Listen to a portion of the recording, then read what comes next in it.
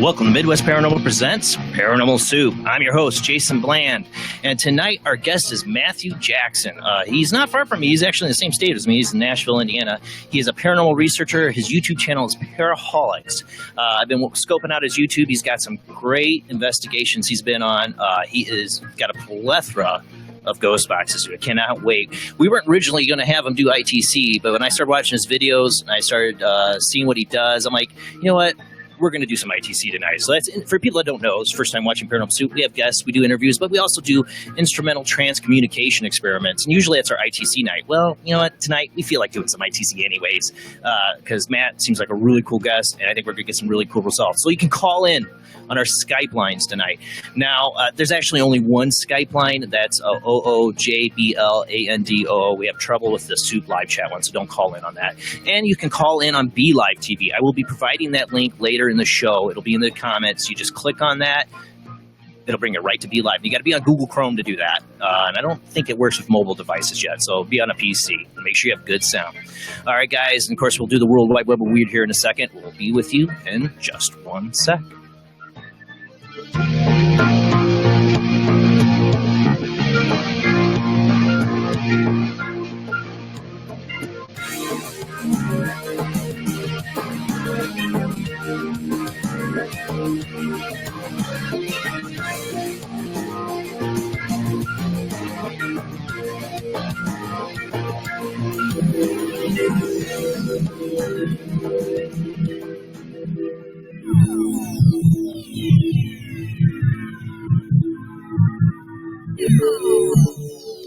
Welcome to another night of Paranormal Soup. I'm your host, Jason Bland. Tonight we got our guest, Matthew Jackson, with us. How you doing tonight, Matthew? Good evening, everyone. It's good to have you. Let me get this off the solo thing here so people can see you. And then, of course, we have my lovely co-host with me, Jamie D, because I can't pronounce last names, not even my best friends. How you doing tonight, Jamie? Glad to be here. Well, we're going to do the World Wide Web of Weird here. Matt, feel free to join us. Interrupt me anytime you want to comment on the articles I'm reading or whatever. We got a lot. I cut it down. There's a lot. And people, tonight, I'm not going to have the Bigfoot who raped the guy story. I had like 5 people tag me in that. They're like, oh, that's so World Wide Web weird. And it is. And thank you. Please keep showing me articles. But you know what? I'm not going to have that one because it was from World Daily News Report. And they just take a photo they find somewhere in the World Wide Web of weird of somebody, some Joe Schmo, poor Joe Schmo, put them up and make up a story. I'm telling you, I don't believe it. They've made up so many stories. I don't believe anything that comes from that website at all. They're hilarious stories, though. I kind of want to believe that one. I'm just saying I believe. Just saying. Yeah, they're all hilarious stories. Whoever writes, makes up this stuff. I give them kudos for being really funny, but I don't want to just put a total. I mean, there's definitely BS I show in the World Wide Web of Weird, but I don't want to show that. All right, let's go ahead and roll into the World Wide Web of Weird here.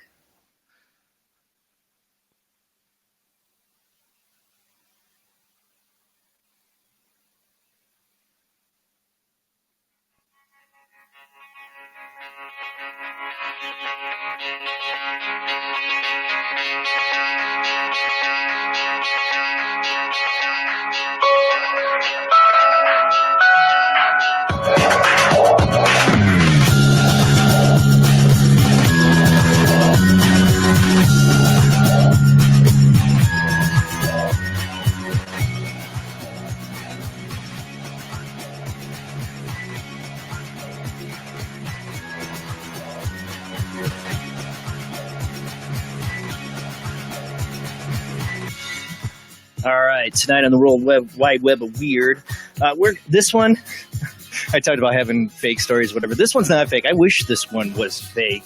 And some people think that what I'm about to talk about, some people think they know who it is in this picture. And if you haven't seen it, prepared, shield your eyes. This show is not for young children most of the time anymore. I would like it to be, but I find too many weird things like this. Anymore. Yeah, anymore. I just get too many articles like this one from the Mirror. I'll let you guys here in a second take a guess of who they think this guy is. He's denied it. They actually had two suspects. I don't remember who the other one is. This is from the Daily Mirror or the Mirror. Smiling man pictured lying naked on an 8-foot shark for bizarre trophy photo. Animal rights activists branded the image disrespectful as a U.S. football coach was forced to deny he was a man, the man captured. So it was a football coach. I'll let you know who else they think too. A bizarre hunt has been launched to identify the man pictured mounting a dead shark while naked. Animal welfare campaigners are keen to find the nude poser after the shark was slaughtered in a suspected trophy killing. The disturbing image shows the man grinning as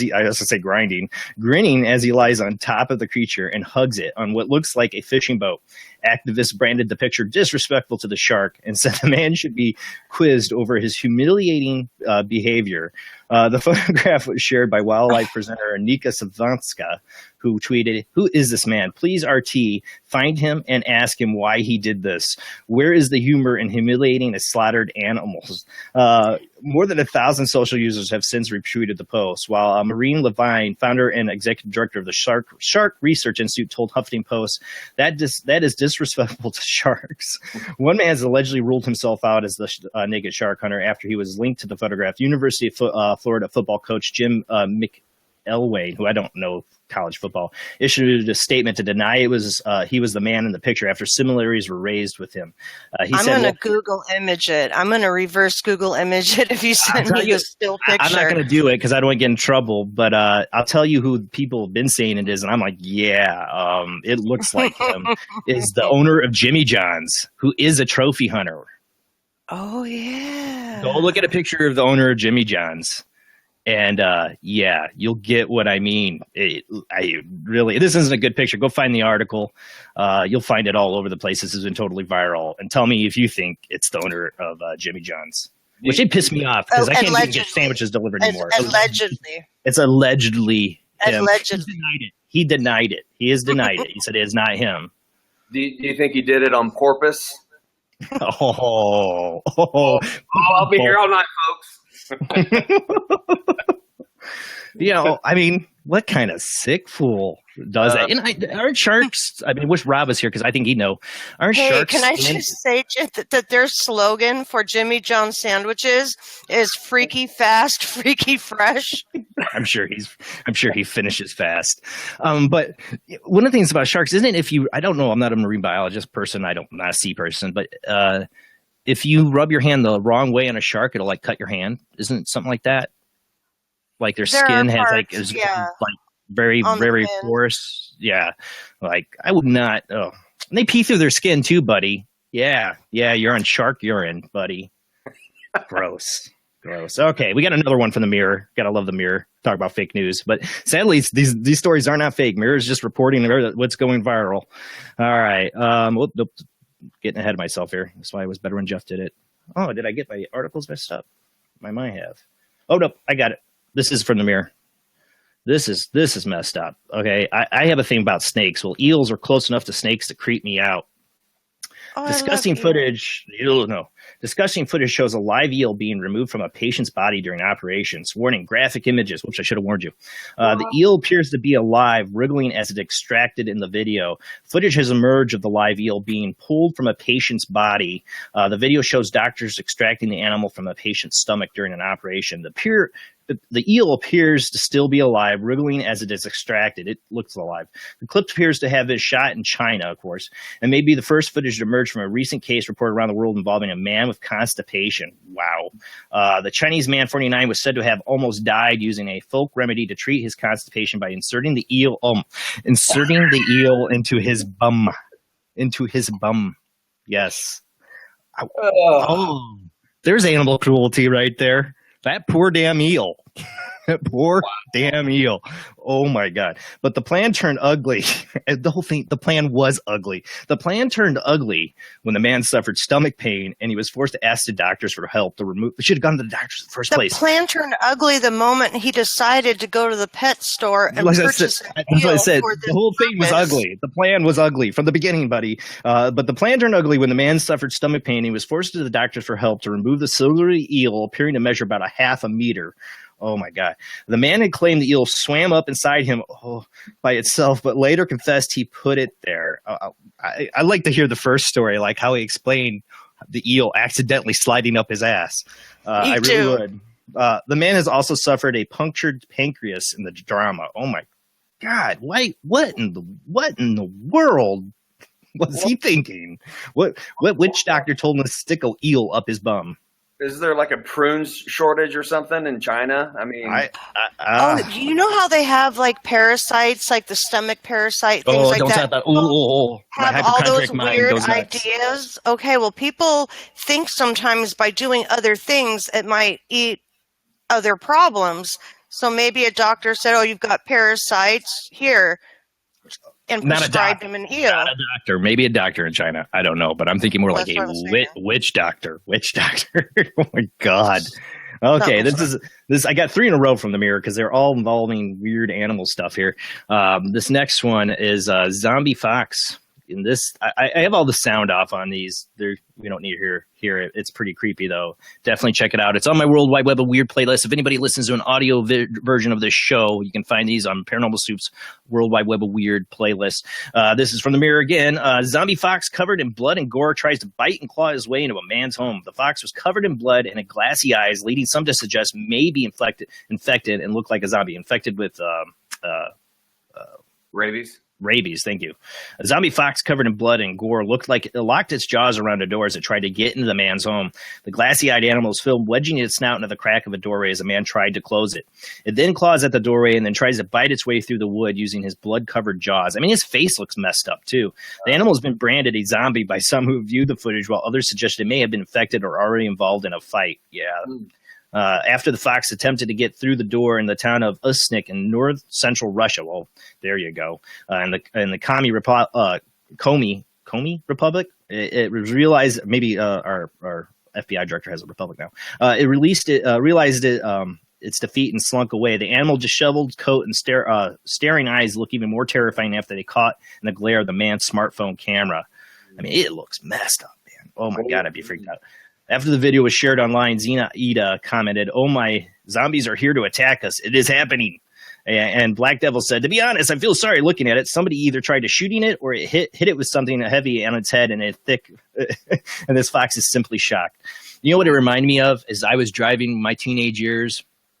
My teenage years, and Mom, if you're listening, I'm sorry. I used to drive the Circle before going home, and any teenager knows what I mean, is the Circle, because I was doing stuff I shouldn't be before I went home. And I hit this possum once, and then I get around the Circle, came back, forgot about hitting the possum. I wonder why. And as I came up the hill, I see this car swerve coming at me like really crazy, or ahead of me go really crazy. And as I get up there, I'm like, what the hell? And then I see that the same possum I hit look up at me, and it was like this fox, except even worse. And it was like a zombie possum. And yeah, I put it out of its misery. All right, let's see. What else we got? Oh, wow, I get another one. I try never to have the same websites, but there was a lot of good stuff on the Mirror this week. This one, let me shut that down. This one here is about, I love the moon. Any aliens on the moon. To me, this looks like it could just be some kind of crater or whatever, but it does have an odd shape. They're calling it an alien army on the moon. UFO hunters spot ancient tank hiding in around the ruins of NASA's photo. And I forgot to upload the picture. There's another picture where you can almost see like tire tracks or, like the tracks you would see from a tank. And the large vehicle was highlighted in a detailed image from the American Space Agency has been analyzed by UFO experts who say it appears artificial. A rectangular shaped object has been spotted in a NASA photo, which UFO experts claim could be on the top of an Army tank. The large vehicle was highlighted in a detailed image from the American Space Agency has been analyzed by Secure Team 10, of course, a YouTube channel which looks into mysteries of the universe. Tyler Glockner, famous creator of Secure Team, which has almost 1 million subscribers, said the tank-shaped object appears to be scattered amongst what looks like ancient ruins. And Tyler Glockner, I love Secure Team 10. I do watch their videos, but I have to admit, there's a lot of crap, too. I mean, Tyler jumps on, it seems like the guy jumps on any video comes along, is totally into it. Like, he was showing one recently, I'm like, that I really don't believe that's real. But it's a good channel. They do have a lot of, I mean, if it's out there, if it's a UFO video, Tyler Glockner's talking about it. Speaking about the tank-like object, he said, it very well could be just an oddly oddly shaped boulder, but I want you guys to notice the artificial nature of it. It does me appear a little bit artificial. It's got this rectangular shape. The reason I said it looks kind of like a tank is because if you look at an actual tank from a bird's eye view, you'll see the tank, the turret on top, and this exhibits a very similar features to the tanks that we see on Earth. If it is a tank, obviously it would be an ancient one, which would explain the weathering of this thing. He adds that the photo shows the tank in a field of scattered objects with like metal or like bits of machinery with right angles, and there's even a disc-shaped object poking out of the surface. Like I said, I wish I had the better picture. I forgot to upload it. But yep, you can find that article on the Mirror. And I love anything about the moon. There's a lot of bull crap, but anything about the moon, I'm pretty much going to read it, even if I know it's probably going to be bull crap. Even Daily News Report has something on the moon. I'm probably going to click on it. All right, next up we hear, this comes from Coast to Coast AM. New York governor hints at a haunted mansion. It's from May 5th, 2017. Governor of New York, Andrew Cuomo, recently suggested that there may be ghosts lurking at the governor's mansion, and his predecessors say it's definitely haunted. On 2 separate occasions over the last month, the governor has marveled at the eerie nature of this mansion located in the capital city of Albany. Calling the home creepy, Cuomo claims that he rarely sleeps when he spends the night at the mansion due to the unsettling feeling that seems to pervade the palatial estate. Although the governor stressed that he does not believe in ghosts, it certainly sounds as if he's starting to have his doubts. Cuomo's misgivings about the mansion may have some merit, as the predecessor, Governor David Paterson, told the New York Post that there is indeed a ghost that lives there. During his time as governor, Paterson revealed he had his own ghostly experience at the mansion. According to Paterson, he once heard a vase smashed during the night and searched throughout the building looking for it, but found nothing. And recounting the tale to the staff at the mansion the next day, one worker confided in the governor that he had heard the ghost.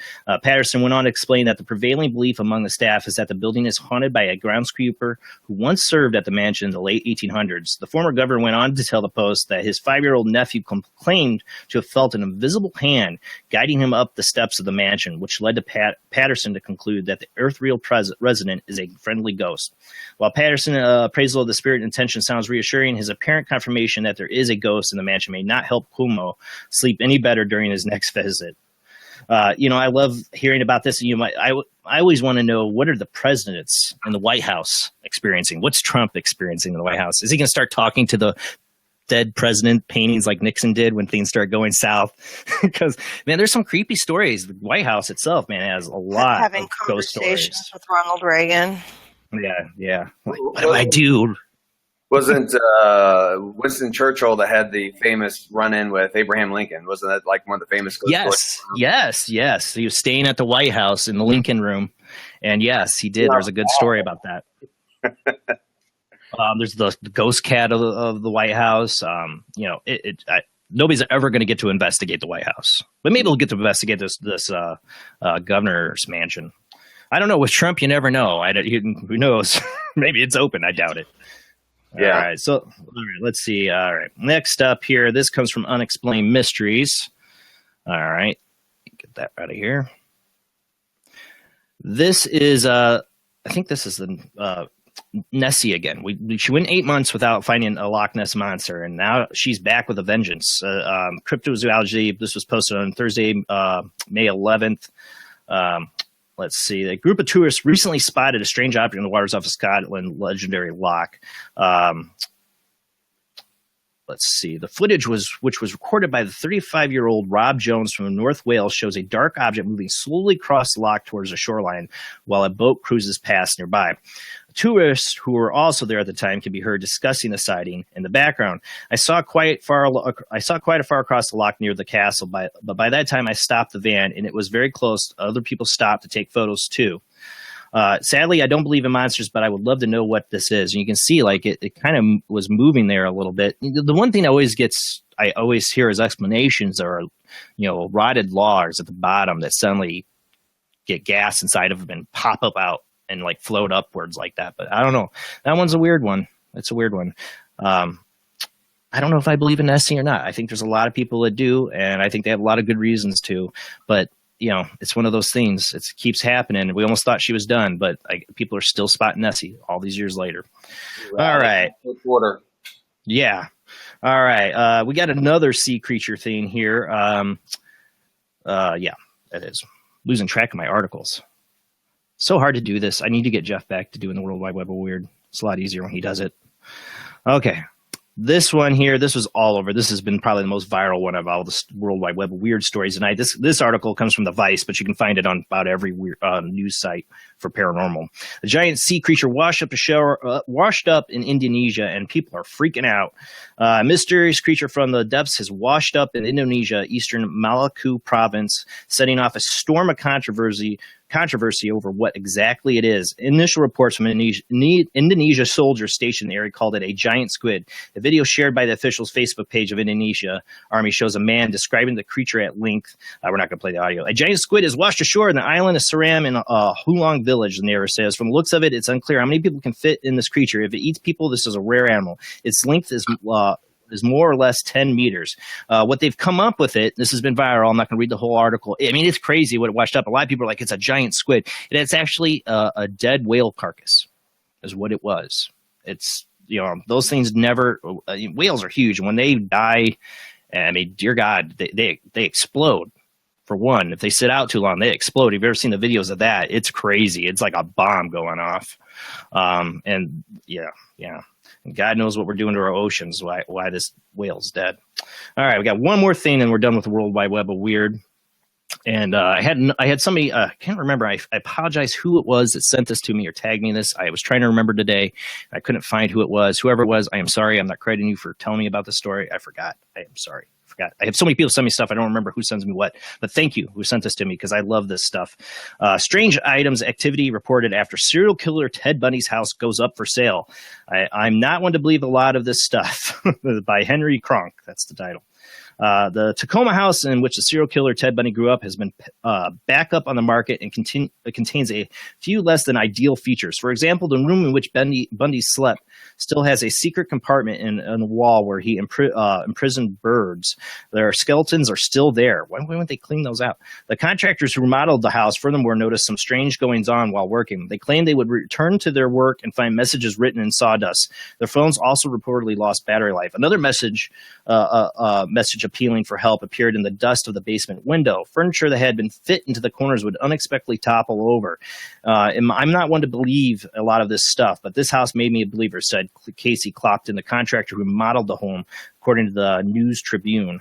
To ward against evil spirits, Clopton penciled in a few messages from the Bible on the walls and brought in 2 pastors to bestow their blessings. The Bundy family moved from Vermont to the house in Tacoma, Washington in 1955. In 1980, Ted Bundy was convicted of killing 2 sorority members and a 12-year-old girl in Florida and was sentenced to death. Authorities later linked Bundy to over 30 murders and believed he may have been responsible for dozens more. I really do think he was. His spree spanned 15 years in 11 states. Hope Murray, a neighbor who grew up down the street and later bought her childhood house, remembers the Bundys warmly. They were a really nice family, she said, according to the News Tribune. She said she did not recall Ted Bundy specifically. Bundy was executed on the night of January 24th, 1989. I know there's people that still report his ghost that, they mentioned the fraternity when he escaped from jail and he killed those sorority girls. There's people who still swear they drive by and they see his ghost on the front porch and he'll wave to them.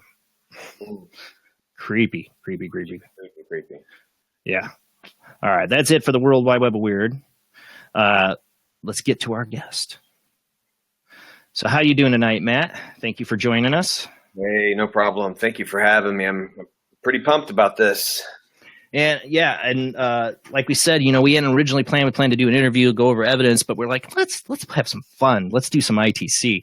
So I have one clip of yours we'll talk about in a minute. And I totally just realized I didn't even read your bio. You know what?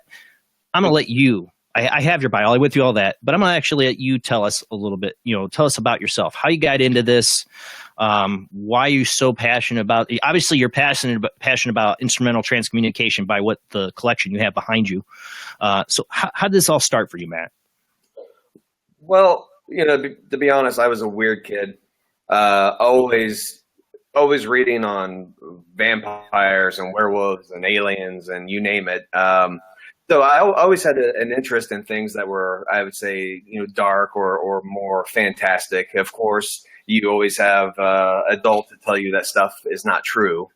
And it wasn't until I was older that I actually had an experience that I could not explain that it definitely got my attention. And I think that was the moment where I realized that there could still be some wonder and some things out there that just are not explainable. And so that episode is what really kicked off, me wanting to find out more and really delving into the paranormal. The ITC stuff came later, but as far as like just paranormal and trying to find out what all is out there and to find out that there's a methodology behind exploring the paranormal. I mean, all of that is just, it really grew pretty organic from that moment on. So the experience I had that really kind of changed things for me was actually I was at a cookout at a friend's house, and just a little setup on this. The guy that owned the house was an atheist, and he bought the home, and the home was decorated in about every form of religious idolatry you can think of when it comes to any type of religion, whether Christianity. I mean, he had Marys and Buddhas and crucifixes out in the landscaping. So it's kind of like a studier of religion? No, he just bought the house, and it was that way when he bought it. Oh, gotcha. So of course, me knowing that he was an atheist, it completely cracked me up that this guy had that is funny landscaping. And so anyway, of course, I started busting his balls about it. And anyway, when he took me through the house for the first time, the first thing that I noticed in every room we went into, there was this really faint, like pink stain around each of the windows. And I finally, after noticing it a few times, I asked him what that was. And that's when he said the people who previously owned the house thought that the house was haunted. And so they performed all kinds of, and that explained the religious stuff out in the landscaping. They performed all kinds of like cleansing rituals in the home. And to go back even further, I found out that this location was the spot of a homicide decades prior, and a homicide that was covered up by an arson. And yeah, this house was a different house from the house that actually, obviously was burnt down. Right. So anyway, that was just kind of the back history, and he's explaining to me on why the previous owners thought it was haunted. And so anyway, my buddy just laughed it off, of course, not believing in anything like that. And it's probably 6 months after the fact, I was talking to him on the phone, and he's like, "Oh yeah, by the way, my house is effing haunted." And so that got my attention, that he actually felt that way, and he couldn't explain it. But it was when I was there, like a few years later at a cookout. It was I can tell you when it was. It was summer of 2003. It was when, I don't know if you guys remember, it was all over the news. Mars was really bright in the sky, and this guy was like an amateur astronomer. He had just a badass telescope on his back deck, and awesome. Yeah, and he invited me over, and there's another person there just to eat some chicken and look at Mars. That sounds like a good time to me. Yeah. So anyway, it was one of those nights, I tell you, that was just like awe-inspiring, because he lives out in the boonies on a hilltop, or he did, and the sky was just beautiful that night. It was so clear, and you almost didn't even want to talk because it was just so beautiful that night. And I remember I had a big, heavy glass of ice water, not vodka, ice water. And I set it down on the deck behind me. And it was so starry out. I mean, you didn't even need a light out there. And there were no animals scurrying. I mean, trust me, I've thought through every scenario on this. So anyway, I set this glass of water on the deck behind me, and I'm standing there. And the girl that was there, she was standing to the left-hand side of me. And my buddy was looking. He was sitting on a stool about 5 feet in front of us, looking at Mars. And anyway, standing there, and all of a sudden something whispered in my ear. And I've had that experience. It's creepy. Yeah, very creepy. And I just thought the girl that was standing beside me actually leaned over and whispered something to me, but she actually had the same experience. She thought that I whispered into her. So we turned to each other at the same time, and we had that moment of, excuse me, what did you say? And it was at that second something punt kicked that glass. It didn't just like fall over and like roll across it went like up, overhead, end over end, and splashed water all over the girl and I, and the glass just went flying by. And our moment of, pardon me, what did you say, turned to like a whole lives I won't even go into. And the most memorable moment that happened right after that, while her and I are having a complete meltdown, is my buddy looking through the telescope did not even look up. Oh. He just said, "Oh, that's the ghost." That kind of crap happens all the time. And, wow. and I think I left about maybe 5 minutes after that. It's like I had enough Mars. I mean, my mind was blown. And How old were you? Because you said you were, this is your adult life, right? Yeah. I was probably about 29 at the time. So you're a late bloomer. Yeah. To the paranormal in a way. Mm-hmm. Yeah. Wow. So that was totally what convinced you, that kind of put you down the path of the paranormal, having this experience. For me, it's something that, for me, it's stuff that's happened since childhood. But, I've known people that have these experiences later in their life. And I swear it's easier to have it as a child than it is to have it as an adult, because you had all these preconceptions about reality and suddenly, bam, they're out the window. Well, and that was the moment, trying to connect the experience to the history of the property and how that all might actually tie together, and to have a physical experience in that moment that might be tied to, like I said, a murder that happened decades prior. And actually, the guy who committed the murder, he and his wife were like friends of my grandfather's, so there's all kinds of weird connections that kind of came to fruition from that moment, after I really started investigating the history of the location and everything. So that's awesome. Most people, if they do have that experience, I think are like, wow, that changed their perception. But I think, most of the time they try to write it off or forget about it because it creeps them out so much. But you dove right in. Oh yeah, because I'm curious by nature. Things just drive me crazy. If I get something stuck in my head, I mean, I'm instantly looking it up. And so to start to go down a path where you really can't find any like certain answers, and that road just keeps going and going and going. The next thing you know, you got all these boxes. so like I said, it was a hobby. It's not an addiction, I swear. Yeah.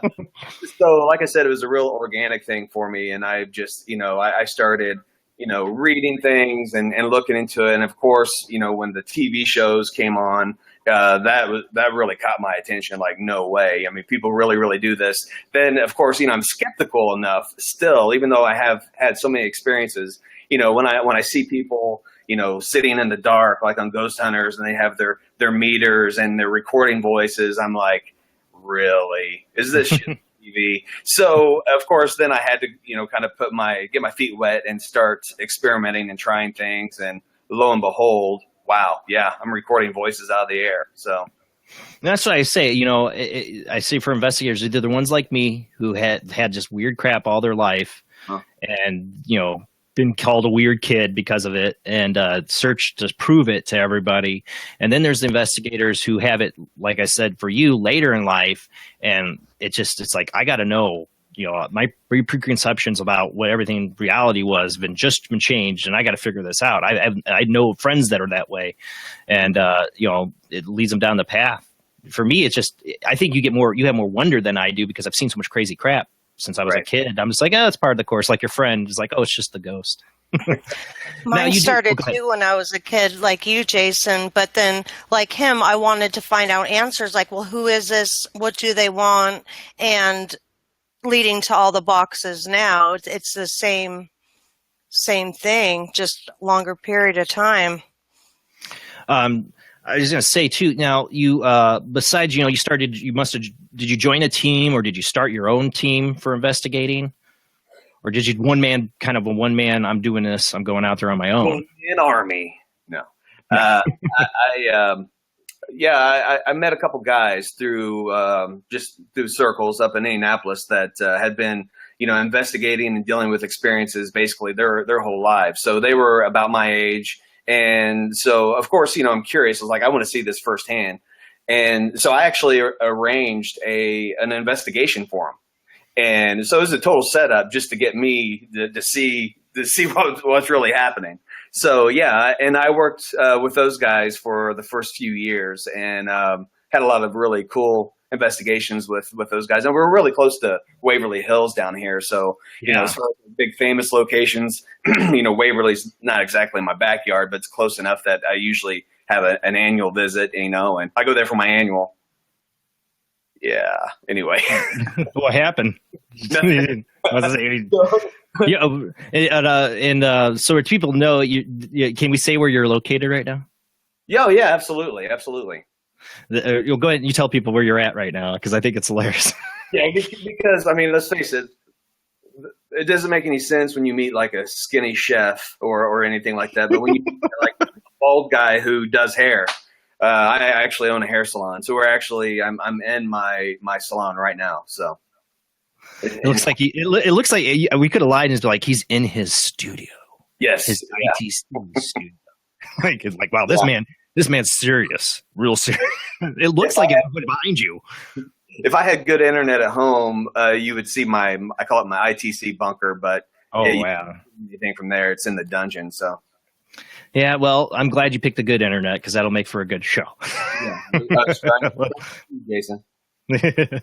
All right. Now you have a YouTube channel. It's called Paraholics. How long have you had that channel out? I would say for probably going on 2.5 years or so. I've been doing the Paraholics channel. We originally talked about bringing you on and playing a bunch of evidence, but your episodes, you have like episodes, they're like 30 minutes to an hour. It seemed like a lot of the stuff you had. You do full and you go to some really amazing places. Tell people some of the places you've been to. Well, like I said, I've been to Waverly a lot. I've been to the Lizzie Borden Bed and Breakfast. That's awesome. I saw that video. I was really interested in that. And, the funny thing about that is I actually went out to Massachusetts for a cousin's wedding. And so my brother and I, we went out there and we did not tell the family where we were staying the first night just to avoid all the questions. So my brother had a lot of equipment because of the flight and everything. And so really was not prepared, and we were completely exhausted after a night of travel. So the Lizzie Borden video was not my best work by any means. It was not meant to be ever really shared. But I thought it was good. Oh, thank you. I caught so many weird little audio bits. It's like I had to find a way to try to archive it for myself because I didn't want to lose it. So that was essentially the birth of the Paraholics channel. It was just basically a place for me to upload my stuff so I didn't lose it. So. But you actually put on a pretty good, I mean, that was one of your first videos, but the audio evidence in it was awesome. But you later on, you can see, just like people see my show go from being seeing my crappy basement to having a green screen to do that. You've upped the game. You've really done some really quality work. Now, we were going to play a bunch of the videos and stuff tonight, but we wanted to do live IT. So I got one video. I thought this is interesting. People go check out Paraholics on YouTube. He's got a lot of good stuff.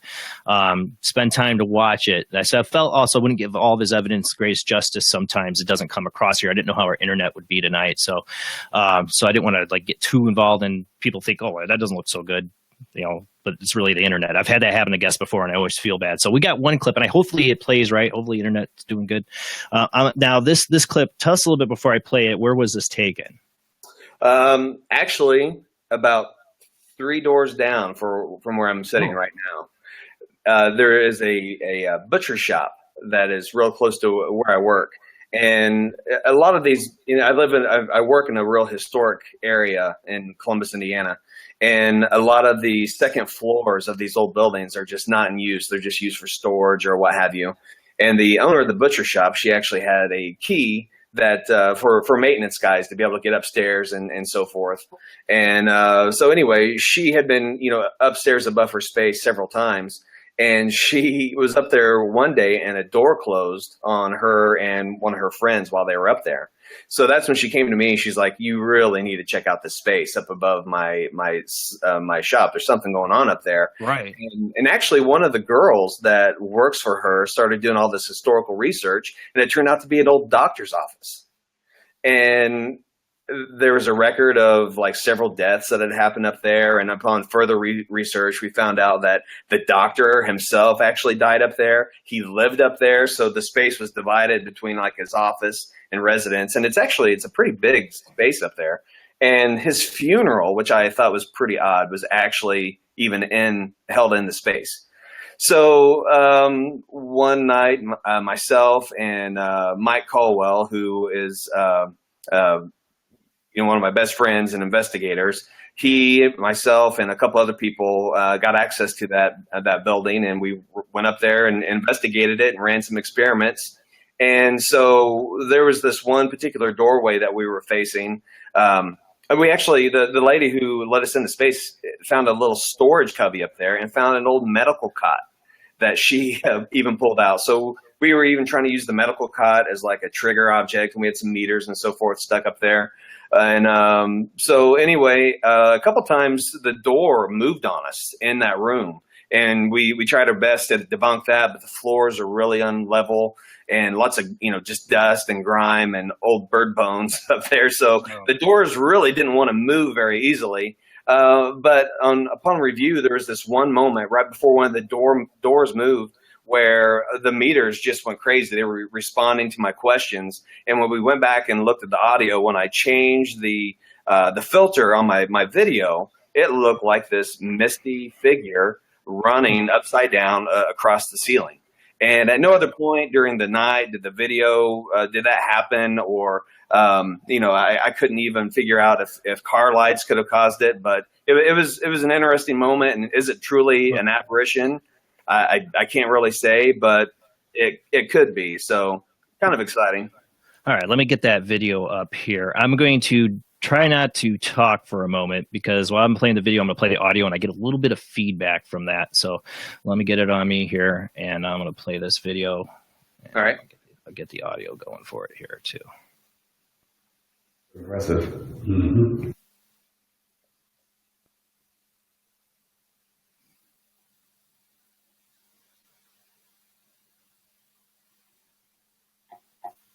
I'm not willing to say that it's a ghost, but it's very intriguing data. Whoa. I've never seen that before. Whoa. I've never seen that before. Whoa. I've never seen that before. That's crazy. Mm-hmm.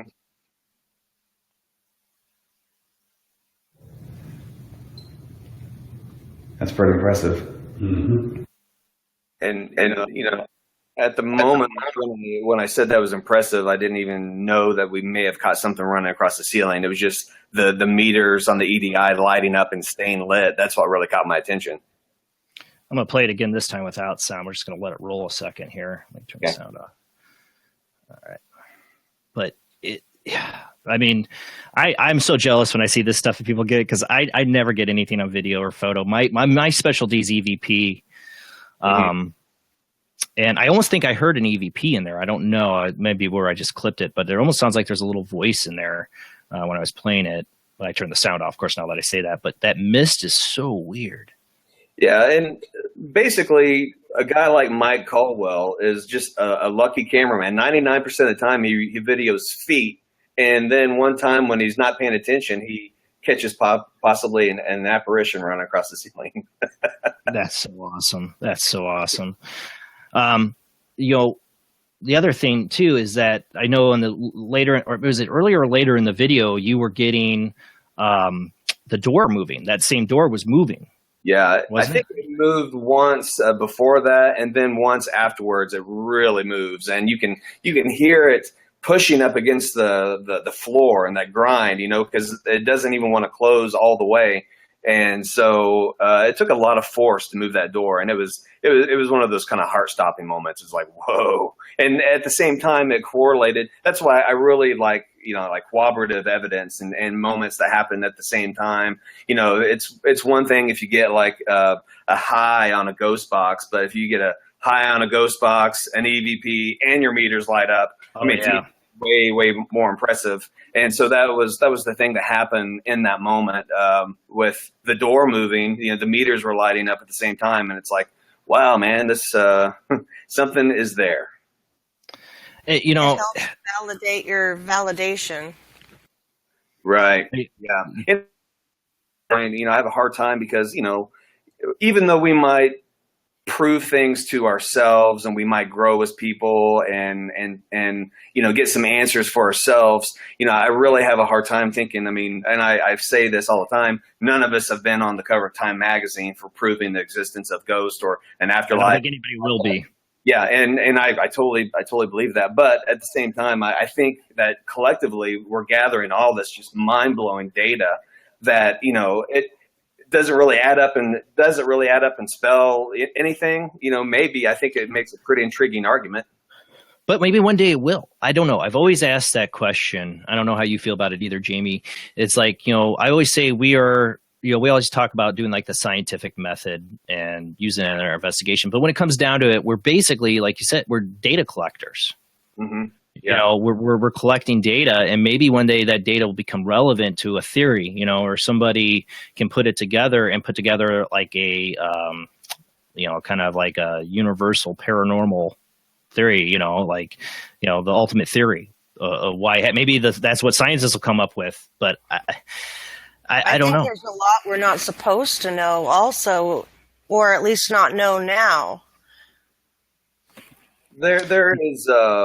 I mean, I don't even really consider myself a true researcher. I mean, so much of this sounds above my pay grade. I almost consider myself a paranormal or spiritual observer, or and I guess I do investigate. I love researching the histories and trying to connect, just like all of us do, the haunted folklore to the history of the place and so forth. But I keep hoping that guy that's way smarter than me or lady, well, they'll be the one to tie it all together, and they'll look at everything that we've done and say, wow, this fits in so well to what we've discovered.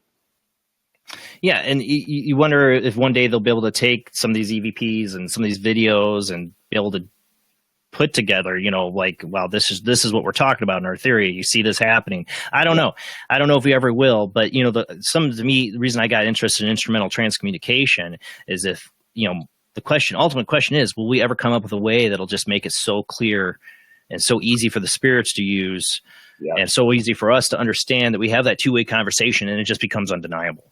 Mm-hmm. Right. Yeah. Yeah, the first time I saw Zach Baggins break out the SB7 on Ghost Adventures, I went right back to my skeptical thinking, really, is this really working? And then, of course, when I started researching ITC, Frank Sumption, and so forth, and then, of course, I had to at least try it to see if I would have any results, and I may have developed a problem, but maybe just a little bit, bit. But it is interesting, and the guys, the builders out there, and the people who develop and make this equipment. I mean, they're so talented for so many different reasons, and each of these boxes have so many different personalities and features and benefits, and so it's really fun to take them out there and see what works and see which ones the spirits might be clicking with at that particular location or their preference, So I like how you're open-minded by all that too. Some people they get one thing that works so good. Like I have my go-to things, but that doesn't mean that's all I'm going to use. I'm still going to implement old ways, new ways, and being open-minded is so important. And it's really refreshing seeing you have that open-mindedness to try different things and combine methods and hey, thank you. See what you can get. Yeah, I anybody that puts out anything new that I think looks interesting, I instantly want to try it. I mean, I was one of the first guys I jumped on. I got an XCAM SLS from Digital Dowsing, or any of the new box builders. Man, I stalk those guys, just trying to look for a hint of the next thing that they might be putting out, just to get my hands on it. So it's a lot of fun. It's an addiction. Oh yeah, Bill, if you're in the chat room, you should come on. We call this ITC. Hello, I am an ITC-aholic. My name is Bill Perry. No, I love you, Bill. But Bill, you remind me of Bill, he's like a kid in a candy store with this stuff. I'm sure he's drooling over what you got in the background, but he's collected some amazing stuff. Like his new crystal skull, by the way, Bill, is awesome. If my wife would let me, I would go nuts like that too. But I'd be sleeping on the couch. With your crystal skull. Yeah, and I'm only supposed to experiment with this stuff once a month on the show. We're fitting in two shows with it, because there will be an ITC show. Well, actually, you know what? This might actually count as an ITC show, because you know what? I might not have one May 30th because I have to be up really early the next day, and I wasn't sure if I was going to do a show. So this might make up for it. Now, tell us a little bit. We're going to start here because we're almost getting to the second half of the show. Tell us a little bit about your collection behind you. What do we have here? Let's talk about the different boxes. Okay. You guys seen one of these before? Let me get it on you here. All right, what do we got? This is a AGBX3 and Andre's Ghost Box 3. Oh, wow. See, I am definitely an amateur when it comes to all the different boxes. I'm still an amateur at doing ITC. I'm not an expert at all. I'm more into the EVP stuff. So I've been learning about the different boxes and stuff over the last couple of years, but I never remember which. I could not look at one and go, oh, that's an Andre's Box 3. I would never know. Makes good boxes. Yeah. I tell you what, this little thing, I mean, the size of it, the portability, and I mean, it's a beast in rural communities. And if you're stuck in a cornfield in Indiana, like you and I are, I mean, this just, I've never had a problem with signals or any place I've ever taken this thing. It's pretty unique. There's no reverb or echo or anything like that, built into this unit, but it sounds fantastic and never fails to give some sort of reply. So, that's one that I brought. And I also have with me, I brought my, new Poltercom. I actually have the Poltercom, one that has like a pendulum top, which is pretty cool, that I helped design with Jeremy Jones at Paranormal. Super great guy. And I also have his handheld version of that called the Progeny. You know what I like about it? And that's that one right up there to the very left. You're right. This is the Poltercom. And Poltercom. The Progeny. What I like about the Poltercom, it's very, what do you call it? It's very steampunk. Oh, yeah. Jeremy Jones is an artist. I mean, look at this. Oh, it's beautiful. Yeah, and the stuff he does. I even have, for EVPs, I bought one of his REVPs. Have you seen this little unit? No. Man, it is super cool, man. It's like, compared next to the, like the DR60, the little Panasonic recorders that everyone goes crazy about. I'll take that later. This little thing is super sensitive. I mean, the mic on this thing is just beastly. So you can turn it on and hit record, and you can even adjust the sensitivity of the microphone. So it's an EVP. It's just a strict EVP recorder. Yeah, strict EVP recorder. I've never seen one of those. That's cool. But anyway, it's really cool stuff. I got a question for the chat room. This one is from Saint. Is there a set frequency on which they communicate? Have you ever found that? Oh, for like tuning a ghost box? Yeah, I know the answer in this, but I was going to let you kind of give them kind of a heads up on how it actually works. As far as we know. There seems to be what I think two schools of thought on that. I mean, a lot of people have a preference of AM and FM and so on and so forth. But, personally, some people think that they will actually take, snippets of the radio channels and manipulate those together to, communicate their phrases or their message. And some people hear them speak through like the white noise of the channels during the sweep. I feel like I've heard both. And it seems to me that regardless of which way a device might be manipulated, it seems like the messages or the replies are always kind of disconnected a little bit from the rest of the radio chatter that you hear. There seems to be a little bit of a disconnect. So I don't know. I don't know if there's truly like a right answer. But I would say a lot of people think. I saw this recently with Anthony Sanchez, who makes GhostHunterApps.com, had somebody go, well, it doesn't work. It's scanning radio. It's not scanning real radio frequencies. And I see this as a common, like, some people, especially the people that started early on, or they've seen the TV shows, they think that, well, the spirits are coming through the radio frequency. Mm-hmm. Like, it has to be radio for you to hear it. But what I found, and I think a lot of the other people researching, is that it can be any source audio. They can take anything and manipulate it. It's not about the radio transmission. They're not coming from a radio transmission, as far as I know. Yeah, I mean, let's face it, folks. Whatever we're communicating with does not have vocal cords. So whatever alphabet soup that we can provide them and they can grab and manipulate and structure speech is amazing. To me, there's still nothing more impressive than an EVP. I mean, a straight up Class A EVP just is mind blowing because me too. That's how I feel. Exactly. You're not feeding them any materials, but for whatever reason, I think it takes less energy for them to communicate through ghost boxes. So maybe you can get a little bit longer communication. I think that's true. Yeah. I get EVPs running my dryer, having the fan on, the dishwasher, things like that. I'll hear my name, being called down the hall. Whenever I have these things on, it's like they're using that as a screen to talk on. But I think the boxes make it a lot easier for them to communicate through. Well, the early theories of, the early theories for EVP was everybody's like, oh, it's imprinting on the magnetic tape, and then it won't work on a digital recorder. And then everybody found it would work on our digital recorder. It'll work on a phone recorder. It'll work on any kind of recorder. And then people start looking at things like stochastic resonance and using white noise to get the EVPs.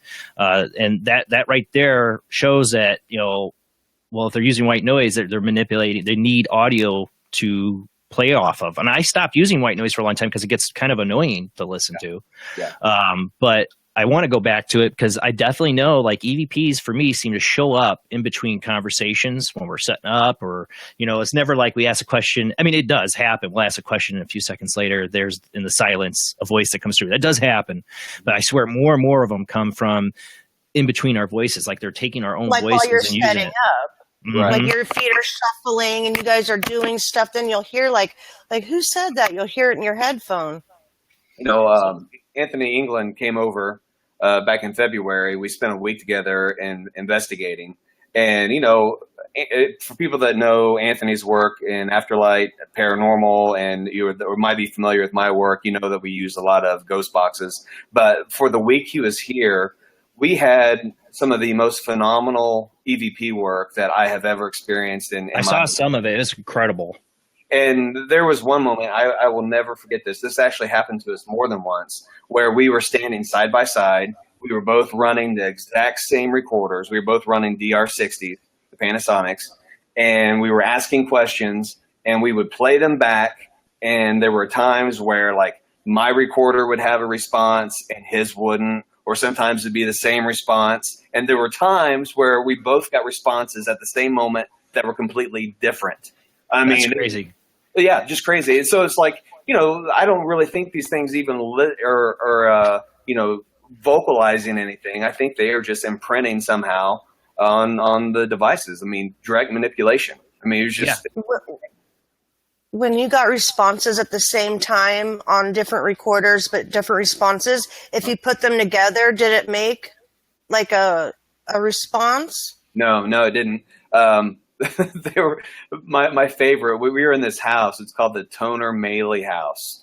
And so two different families had this house, the Toners and the Maleys. And so we were up in the attic, and someone asked the question, are you a Toner or a Maley? Anthony's recorder, clear as a bell, Toner. Mine, get out of the attic. Usually just get the simple get out. That's the most common EVP, I swear it is. Get out of the attic. So it was. That's great. Yeah. Mind blowing. So, all right, guys, this is what we're going to do. We are at the 11 o'clock hour. This is the second half of the show. We're going to do live ITC. And what I love about what I've tried to do with this show, especially with ITC, that not a lot of people do, but some do. I mean, I have a lot of friends, they all go live ITC and you get to chat, you hear it, it's great. But what we can do tonight with this and with my setup is you can call into the show. You can call into the show two different ways. Do it. You can use Skype. You can also, if you're friends with me, call me on Facebook. If I'm not on Skype with somebody else, you can call me on Facebook and I can have you on the show too. So those are actually two ways, but only one line for it. The Skype ID, let me put it on here. You can see this is OOJBland00. If you can read it on my screen, I don't know. But the Soup Live Chat line is down. The other way, and the coolest way to join, is by PC. I don't think it works for Android yet. It definitely doesn't work for iOS. Is to join by, and you got to use Google Chrome, is Be Live. You can join us just like Matt's here with us and Jamie. And I got two people already in what we call the green room. You'll be in the green room if you join until I bring you on the show. I already got Laura Lee. I already got Zach in the green room. And we're going to bring one of them on here in just a few minutes. I want Jamie to hang out, though, first on the first session. So we'll get Jamie the first shot to see if they want to talk to her. Or me, or Matt, or anybody that's in the chat room. I swear they know what goes on in the chat room. So what do you want to start with first? let's let you guys pick. I really don't care. I mean, I have. All right. Votes from the. All right, you name them out, and then we're going to let people in the chat room call it out what they want. We'll see what the people are going for. So name out what you got to use tonight. All right. So I have 2 different Andres boxes, 2 different Poltercom devices. I have a couple experimental boxes that I've never used yet, which are really, really different. And I have the Spirit Speaker and the PRD 1000 from Chicago Spirit Wave and GeoBox 5. So that's what I brought with me. We got the steampunk looking one by Keith, which is the Poltercom. Yeah. And that's what Jennifer says. That's what Bill says. All right. As people can see, we got one person saying experimental, so that might be number 2 that we use.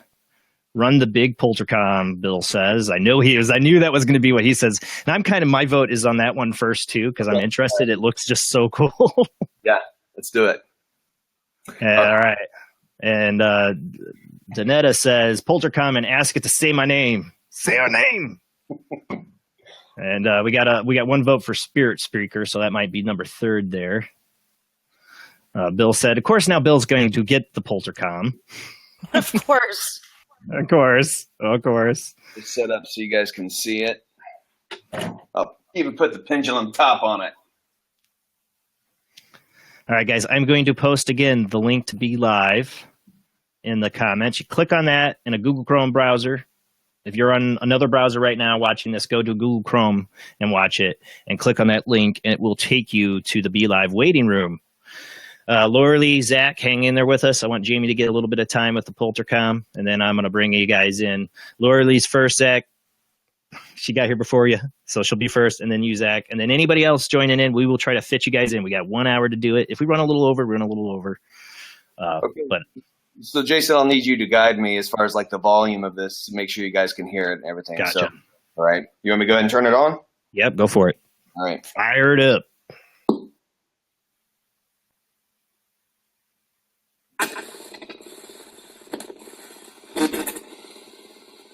Does it need to be louder? Maybe a little bit. What do you think, Jamie?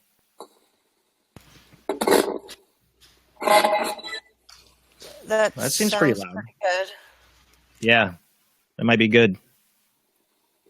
Sure is cool looking. It's way cool looking. You know, Jeremy. Hello. Jeremy is so. He's like a mad genius. This top has this pendulum. Don't forget, people, you can call in right now on the Skype line if you have to call from a mobile device. JBLAND00. And Jamie, if you can type that in the chat for me, the Skype ID, so they know what it is. Put in a little LED light on the pendulum board top. So if it starts moving, it gets manipulated. That's this is so cool. Metaphysical for most ghost boxes. But my wife would love that. She loves it in the dark. So if you're sitting in a dark room, you can see. That. Crazy. That is awesome. That is awesome. Can anyone say hello? Spirits, can you call out whoever's name you want to talk to tonight? Anybody from the old Mars St. Denis hotel next door want to come over and say hello?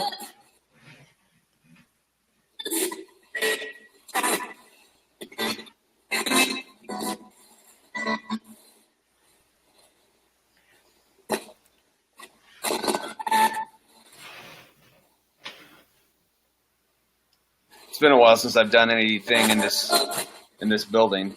Well, maybe they'll be anxious to talk. Yeah, maybe. Somebody was asking if they could say Mike's name. Can you say Mike? Oh, I heard it. I heard it. Can you tell me your name? I think I just heard it again, Mike. Who's with us tonight?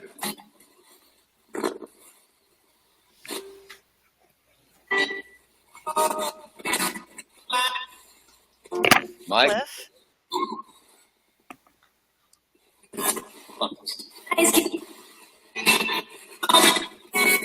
Can you say hello to Jason?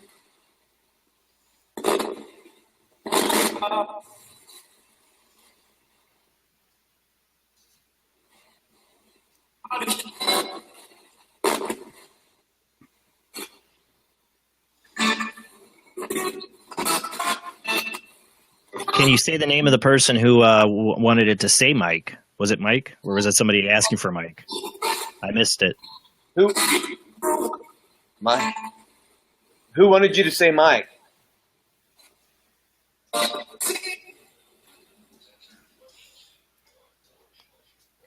can't remember who asked for it. I think it was Donetta. Donetta. Yeah. Can you say Donetta?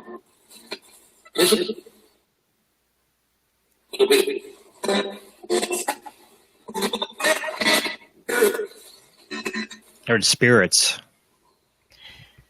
Are there any messages for David?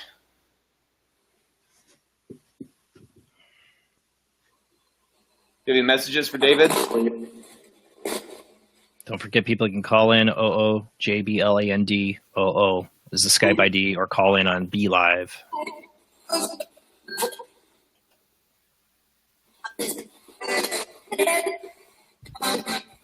Was somebody trying to give David a message earlier?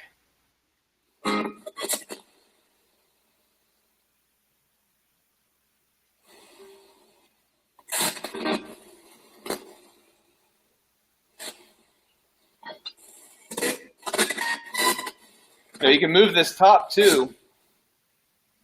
Jennifer says to say hi to the spirits. Jennifer Malik. Spirits, you got any messages for Jennifer? You say hi to Jennifer?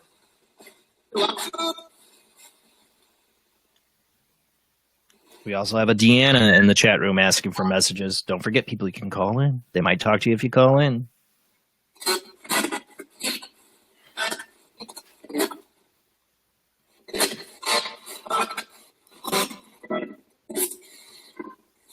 Who wants to come through and talk to us? How about I tag out now so you can start rotating some callers in and see if we can get the box to talk to some of the viewers. Danetta thought it said soup. It may have. It may have. All right, Jamie, I'm going to switch you out with Laura Lee, our first caller into the show. You know, there are a lot of people that can hear you right now. You want to say hello to them? Oh, it didn't take Laura Lee. It took Jeff. That's weird. I know I hit Laura Lee. Hold on.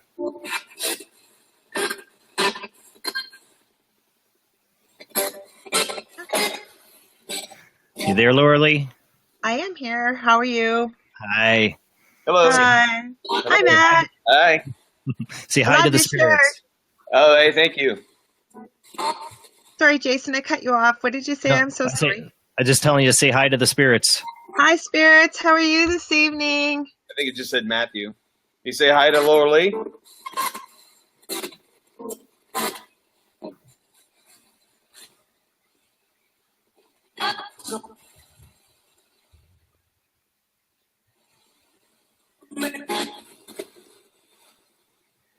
You've got some beautiful boxes there. Okay, thank you. Laura, did the spirits have any messages about what's been happening in Laura Lee's home? I was going to ask you. Go ahead, Nat. I do have a question. Go for it. Actually, Matt, I'm going to ask you if you may be able to pass along to the spirits if they can tell who burnt me on my lower upper left back side a couple of weeks ago. I was sitting here. It was the size of a cigar. I'd actually been talking to a Canadian paranormal team. We have quite a haunting going on in our house here. A lot of physical attacks and stuff, and I'd love to know who did that. I had no hole in my pants, no hole in my underwear, and after talking to this team that's been trying to help us, I started feeling some burning. I actually took pictures of it too. It took quite a while to heal, so I'd love to know who did that to me. or what do these idiots want in my house? Wow. So someone burned you on your back? Is that what you said? Well, I was trying not to get too graphic, but it was my upper, right at the top of my upper left butt cheek. Wow. There's no way I did it.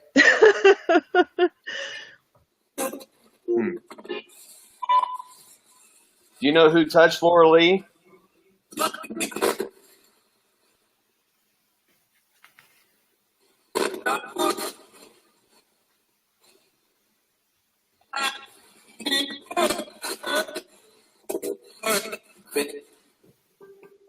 I just heard it say burn. Yeah, I was just gonna. Yeah. Okay, then I heard that too. Who burned Laura Lee?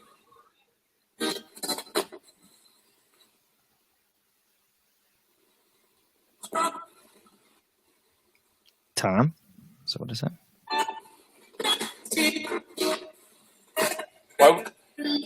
Why would they do that?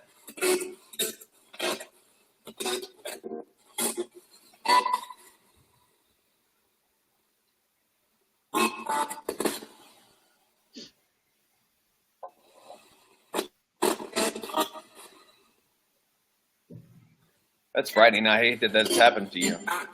Oh, Yeah. thank you. We've had all kinds of physical attacks in our house. This has been going on for 8+ years in our house. Some people don't believe us, I think, and think we're making this up, but I've been documenting the pictures of what's been happening. Does the name Tom mean anything to you? Because I just swear I heard it say Tom did again. Oh, so I heard Tom before. Yeah. I might have to ask who Tom is, because that's the first time I've heard that name before. Jamie heard Tom. It says on the screen. I'm pretty sure this is a demon or whatever you want to name it. I know the name of it. Everybody in our house has gifts. There's actually, I usually talk about the worst, but there are 4 entities in here. The female, we're not sure if it's a shapeshifter or even my doppelganger, because it does, it usually attacks my husband in the kitchen. And he's been smacked and thrown into the cupboard. The one time, a couple months ago, he was smacked in the shoulder. I turned around and it was identical to me. You didn't see the face, though.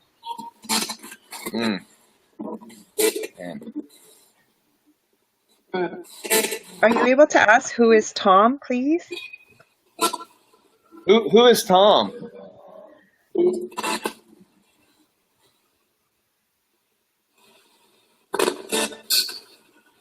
Is Tom connected to Laura Lee, or are you just?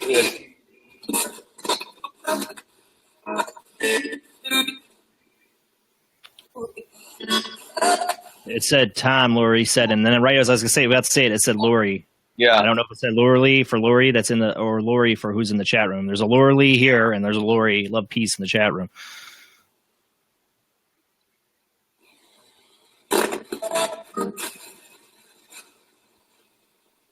Who's Tom? Oh, Lori said Tom. Lori Love Peace that's in the chat room said Tom is her dad's name. I know Lori's dad wouldn't do that, though. He just passed recently. So No. Yeah. You know, that's the thing with these. You don't know what you're going to get through. Yeah, exactly. Yeah. Tom is just here for her. Mm-hmm. Are you trying to talk to Lori?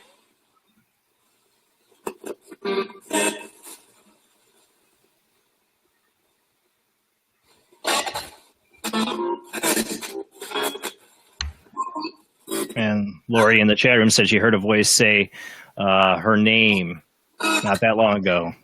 I think she's talking about me, Jason, because I go by Laura in the chat room. She goes by Lori, and she says she's had some communication regarding our house before in her sessions.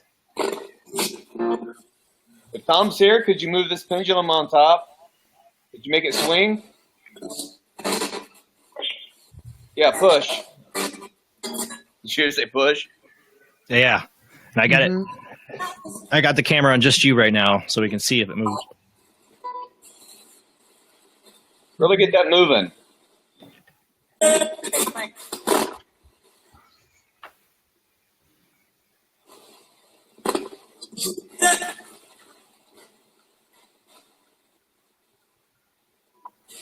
You make it go in a circle?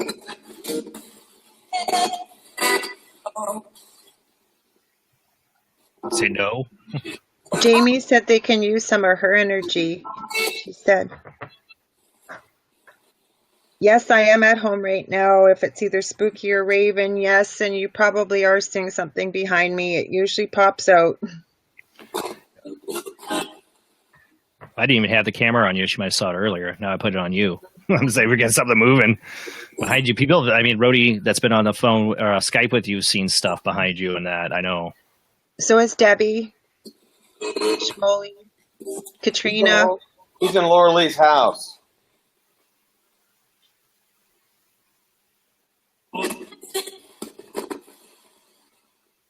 Who?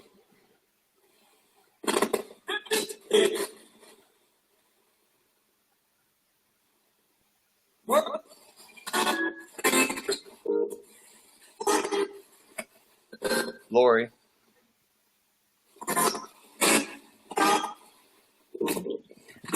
Sound like I said Tom again.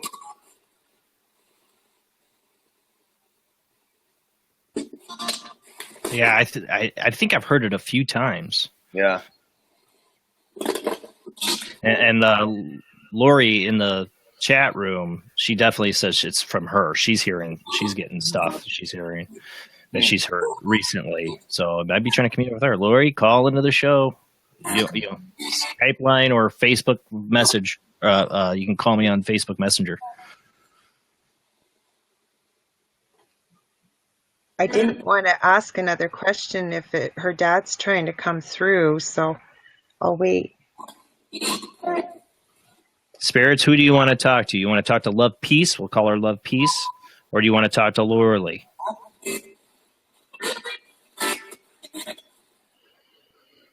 Who do you want to talk to?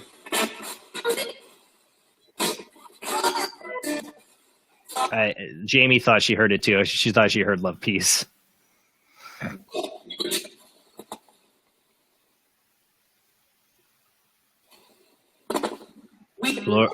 Lori, if you want to call, if you can't do Skype, Skype's OOJBLANDOO. If you want to call that way, you can, or you can call, like, go to your Facebook Messenger and hit the little phone thing and just call me on there. It'll let me know.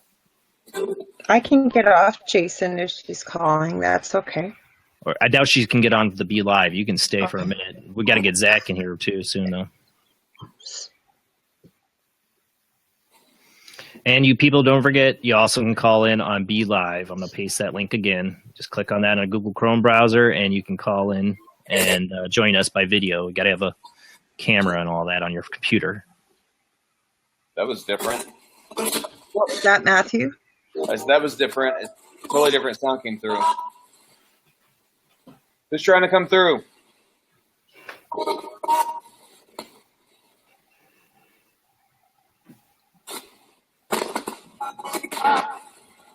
Tom, I heard that. It's seriously. All right, Tom. Tell us who you want to talk to. You seem to be coming through. What's your last name, Tom?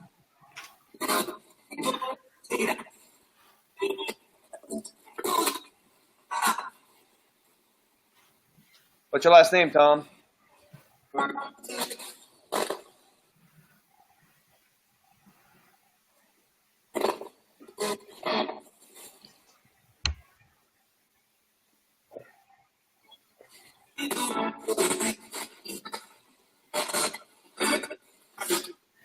Tom, if you can't communicate, step aside because we got until maybe Love Peace calls into the show. Come back then. But you got any messages for Laura Lee? What's going on in her home? Or what is behind me that people keep seeing? They're not the first. It happens lots, but. By the way, your video and audio tonight, Laura Lee, is the best I've ever seen it. I don't really? know. Yeah. That's because I shut everything off. It's the best sound, best looking you've ever been on my show. It's awesome. Oh, I'm glad to hear that.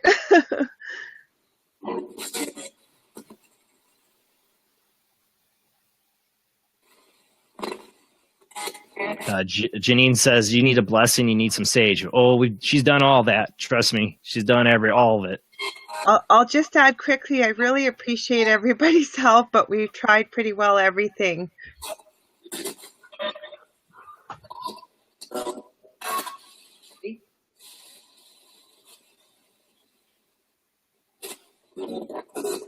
Any messages for Laura Lee? I swear I just heard Laura Lee like in a faint whisper behind, right as you were saying that. Matt. Mm.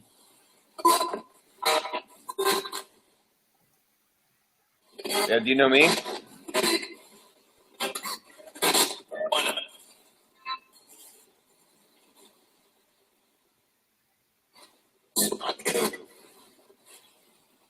That didn't say something about I'll kill. Oh dear God. Well, it's just the spirit bots don't know what they're talking about. Don't get worried. And you know why I'm worried, Jason. I didn't call you last August.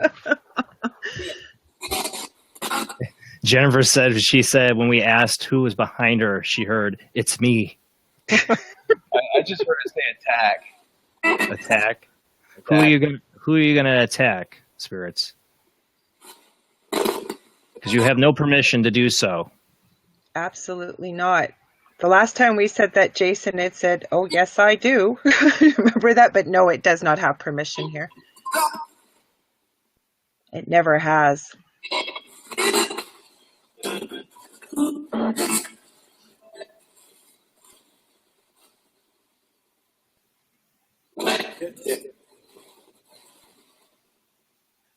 Again, you guys can call in on BeLive TV on the link in the chat, which I'll provide again. Or you can call in on Skype at OOJBland00. Or if you're a Facebook friend of mine, you can always call me on Facebook Messenger if I don't have somebody on my Skype line. Just heard I did something. How old is the house? Spooky wanted to know. It was built in 1959, and it only had one previous owner, a young family. And then my ex-husband's family has had the house and never had a problem. And then I got the house in a divorce, so it's been in the same well, I'm not part of their family. I married into the family, but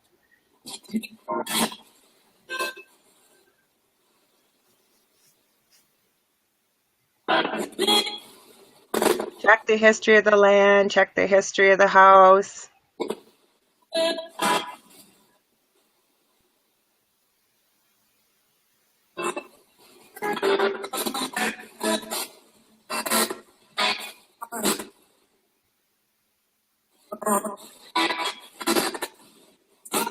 Chandra said maybe they're mad you have their family home. Yeah, we thought about that, but this was going on when my ex-husband and I moved in here, not to this level. So, but we have even looked at that avenue as well. Is that part of it, or? All right. Well, I am going to switch you out, Laura Lee. I was just going to say that. Yes, I want to let everybody else have a turn. Thank you very much, Matt, for doing that. I really appreciate it. Thanks, Jason. Oh, my pleasure. Nice meeting you. Nice to meet you. Have a great night, Laura Lee. You too. Thanks.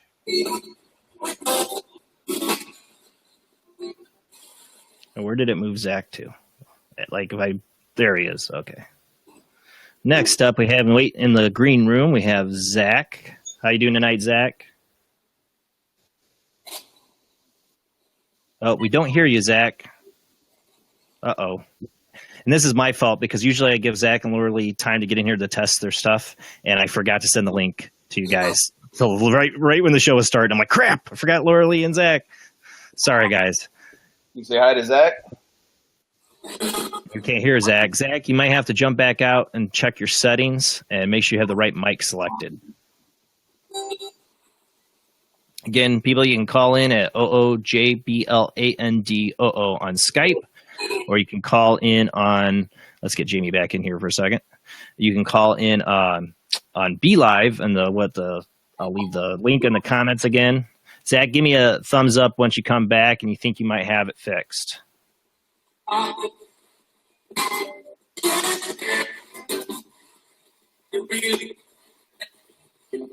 Do we want to switch boxes? Yeah, let's do that. Let's switch while we're waiting to see if Zach can get his thing working. Yeah, Zach, you need because I don't think I've seen you do it yet. You need there's a little switch thing at the top left corner of your video. If you click on that, it'll take your camera off, check your settings, and then hit in that camera again. So you got to see what your mic's set to because we weren't hearing you.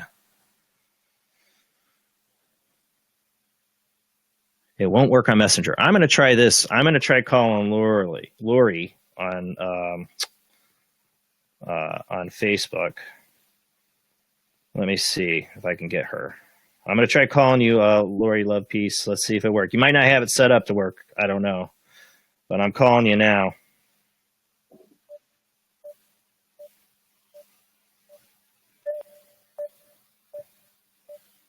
This is a beep, beep, beep, beep. So what are we trying next?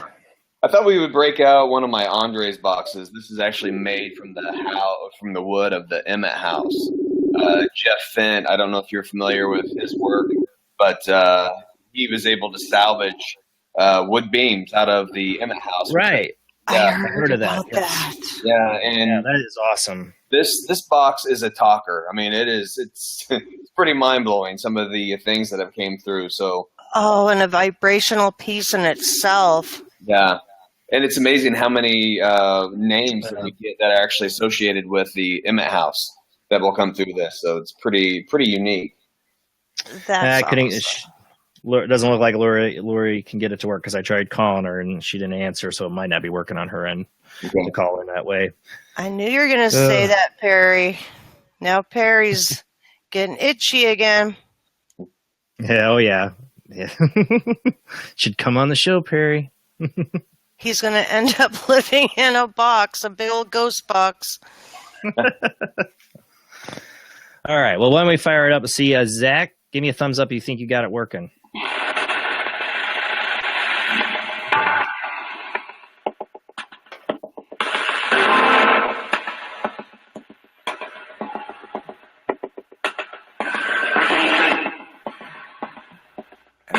We have come together. I know.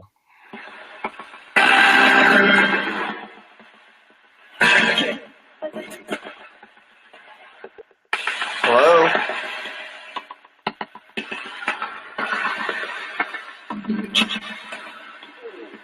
We need the spirits come through and talk this evening?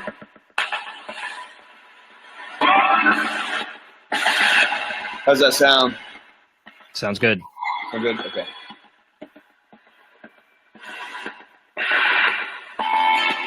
Keith says they got a good jam going. It does sound kind of like a jam starting up or something. Yeah, I love the rhythm to the sweep. It has a randomized tuner, so it kind of jumps everywhere. Yeah. Anybody from the Emmett house here tonight?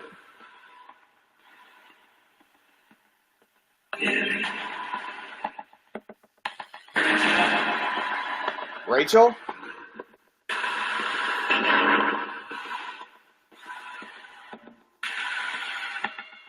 Who else is here?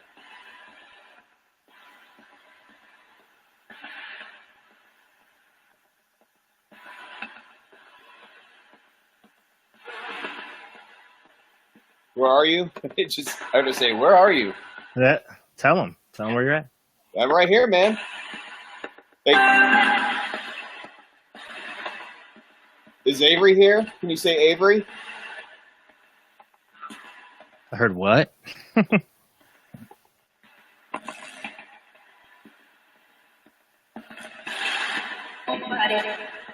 Nobody.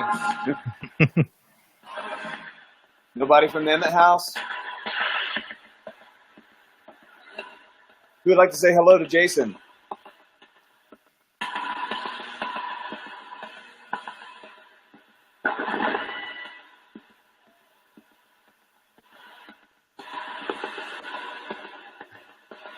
This one's being eerily quiet. It is really quiet. Yeah. Did you say Lori?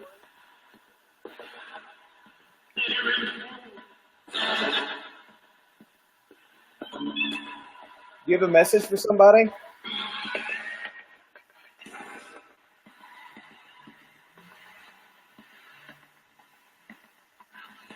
Call out who you want to talk to, spirits. Who would you like to talk to? Zach. I heard Zach clear as day. You want to talk to Zach? Is Zach able to talk? Give me a thumbs up if you got it ready, Zach. He's giving a thumbs up. All right, I'm going to switch you out, Jamie.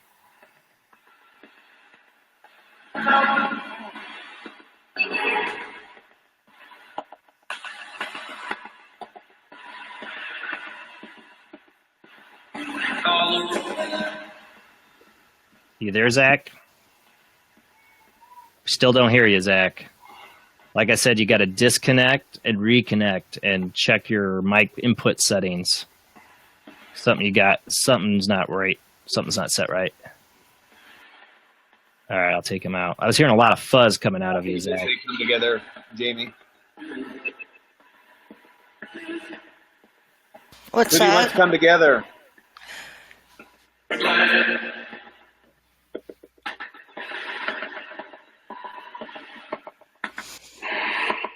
Can I ask if my Uncle Keith has passed over yet? Is he with my dad? We got Zach on the other line. When all else fails. You there, Zach? Is Zach there? You there, Zach? Yep, I'm here. Can you guys hear me? Yeah, I hear you.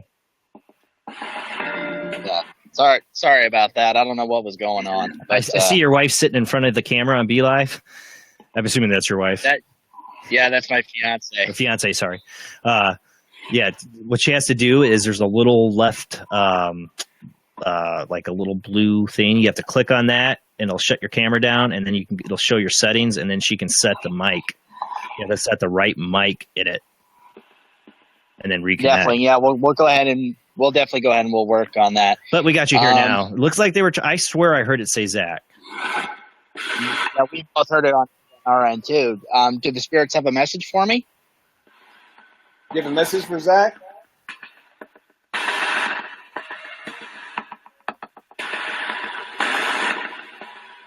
This is you.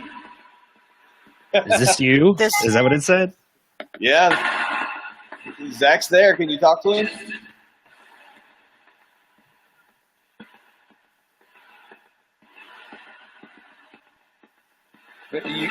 You heard how clear that was. Yeah. Yeah.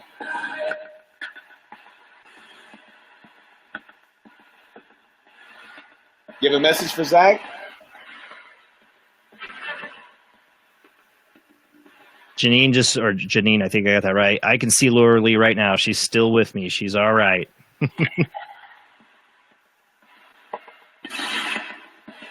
can you tell me what happened to the Emmett house? Did you hear the speed just changed? Yeah. Well, I know Zach's not a Democrat. I swear that's what it said. But you can hear the way the scan adjusts itself before they're ready to say something, like they can get it ready. I have heard this box do this so many times, either slow or fast. Is that easier now that's slower? I noticed that with the PSs too. Is there anybody you want somebody on the other side, Zach, you want to try to come through? Yeah.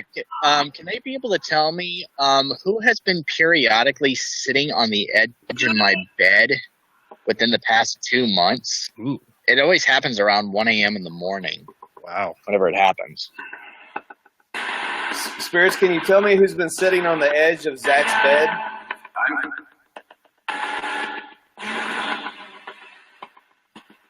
Who's been sitting on Zach's bed?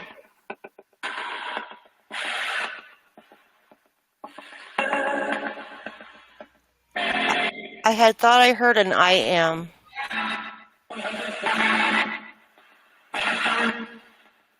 Who are you? Can you?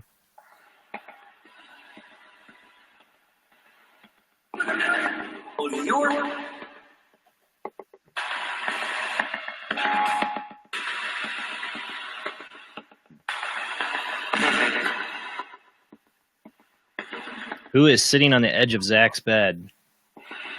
Say your name.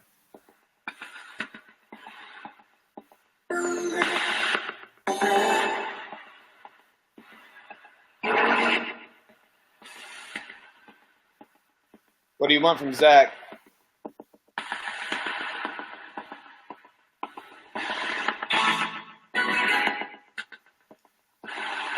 Doing it?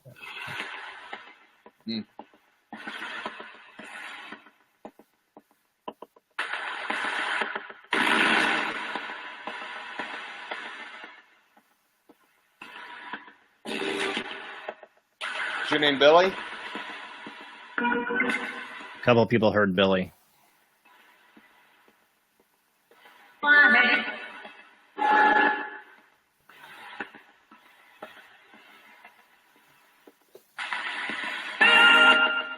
Bill? I'll stop. Is that what it said?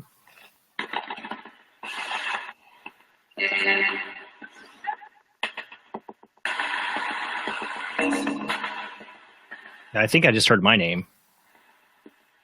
It's either Jason or Listen.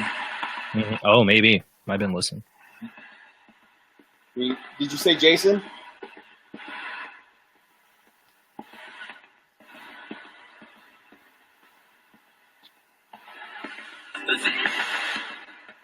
That sounded like listen. That time. Mm-hmm. It's like it answered you. It's like, no, listen, you know. Yeah. What do we need to hear? Hear you? I think it said Emma. Oh, Emma. Is Emma here? That's a name associated with the Emmett house. Oh.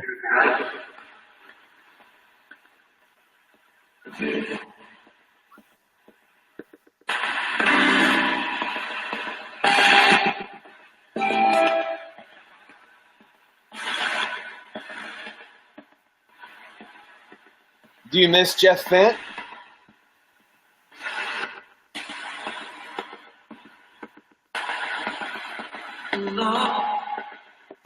No. Gonna break his heart. It said leave then? That's what it sounded like.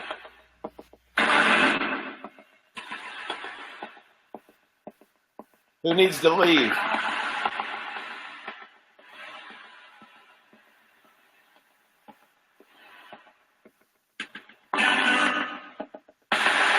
Or leave them. I don't know. That's what Jennifer thought she heard, leave them. Leave them?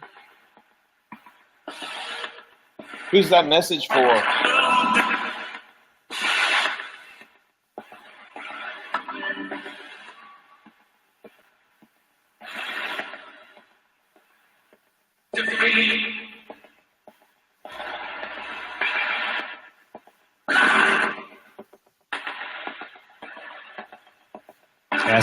Ask a question, Zach. See if they'll respond to you.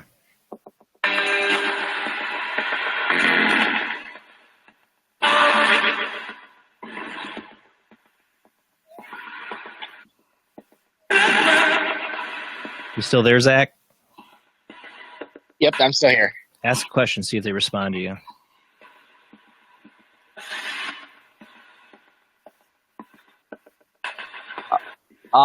Just one last question. Can the spirits tell me what kind of cigar am I smoking right now? You see what kind of cigar? Yeah. He's asked this before and they answered once. Okay. What kind of cigar is Zach smoking?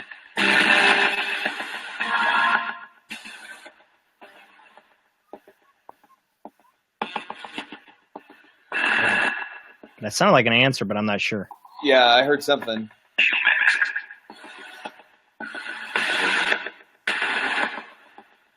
Something Mexican? You smoking a Mexican cigar? All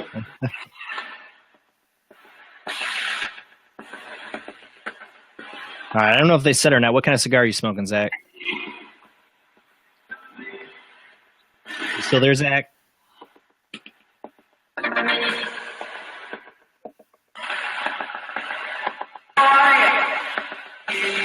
How are you?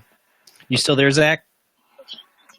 Yeah, you guys are starting to fade out a little bit. Oh, that's why I couldn't. It sounded like it said Mexican. My fiance was telling me you were trying to talk to me. I could see her waving at the camera. But it sounded like it said Mexican, and before that, it sounded like it actually might have given an answer. So you have to listen back and tell me what kind of cigar was it. It's a Perdomo. Perdomo. Okay, we'll have to listen back after review and see if it said that, because it said something. Or sound I couldn't make it out, but might on review. It went by quick, and then it said something Mexican. I thought I don't know. Hey, so why don't we try the PRD just for a minute, and then we'll maybe wrap up with the Geo box. How's that sound? That sounds great. All right. Thank you, Zach, for calling in. If you get your video working or anything like that on the other end, thank you let me so know. much. Yeah, I'll definitely go ahead and do that. Thank you so much for allowing me to call in, Jason. Jamie, have a good night. Thank you so much, Matt. Hey, thank you, Zach. Have a good night. Thanks, Zach. Have a great night, man. Again, the Skype line's open, or if you're a Facebook friend, you can call me on Facebook, one of the two, not at the same time. Skype ID is OOJBLANDOO, or call on and be live. I will put the link again in the comments. Got to open it from a Google Chrome browser on your PC. And the baby in the background, if you hear it crying, that is not paranormal. That's my 1-year-old. It's been not wanting to sleep at night. All right, let's turn this on. This is a pretty interesting box.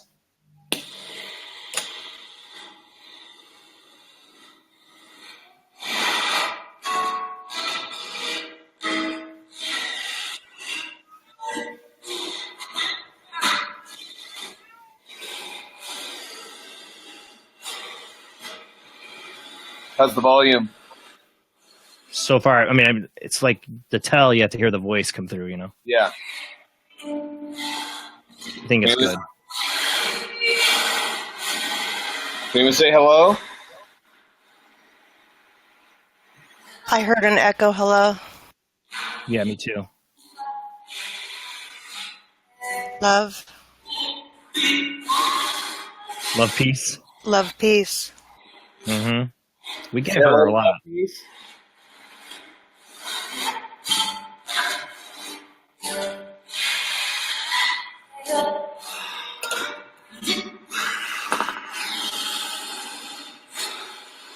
Love, peace. If you message me your phone number, I can call you.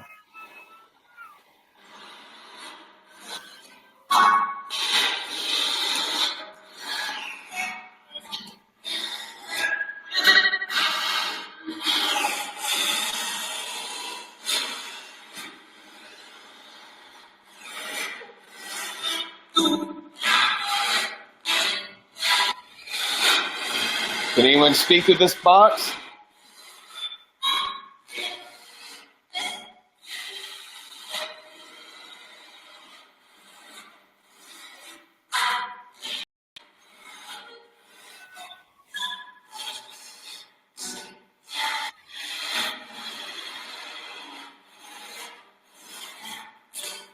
What's my name? Oh, sorry. I was going to say, I don't think Love Peace is still with us on the show.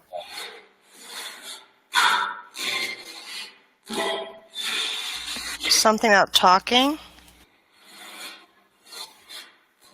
You say Jay?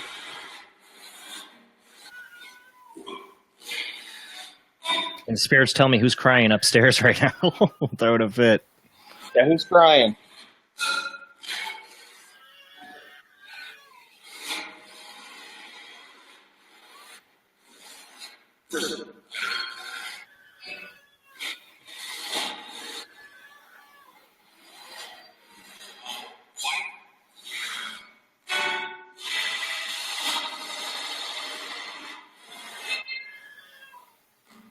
One more time, spirits. Who's crying upstairs for validation?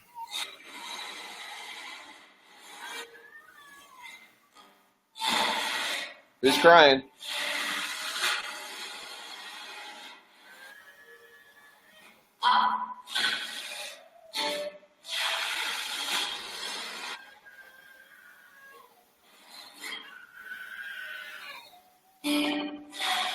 Who's crying?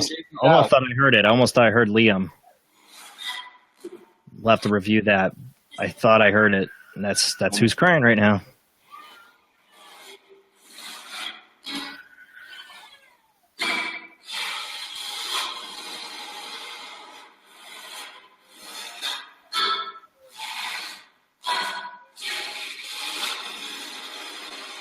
Can you say the name of this business we're in?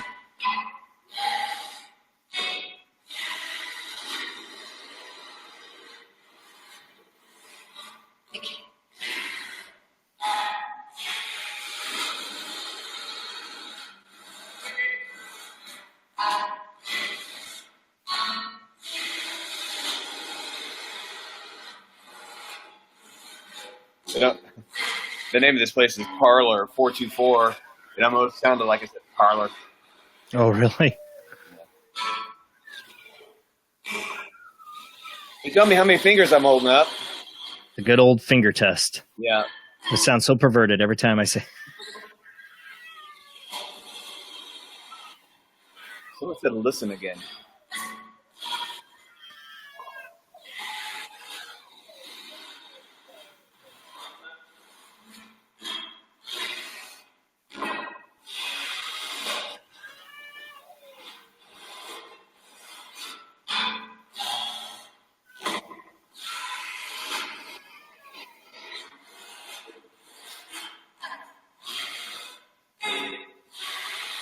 Can you say my name? Oh, I heard it. Yep. Thank you. Can you tell me your name?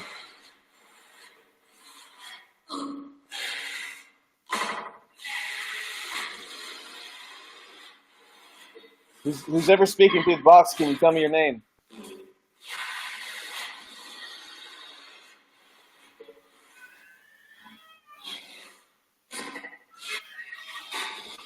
What's sort of Elizabeth?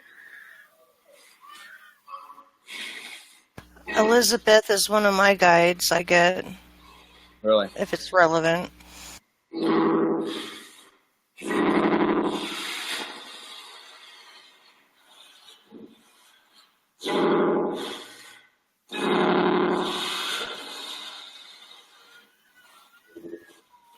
Again, if anybody wants to call in the show, we've got about 12 minutes left.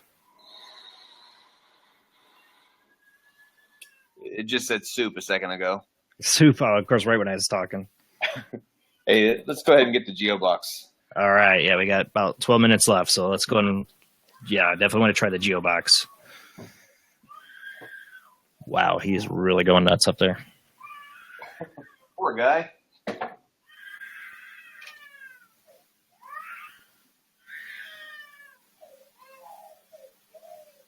Yeah, Jennifer heard the soup. I missed it, of course.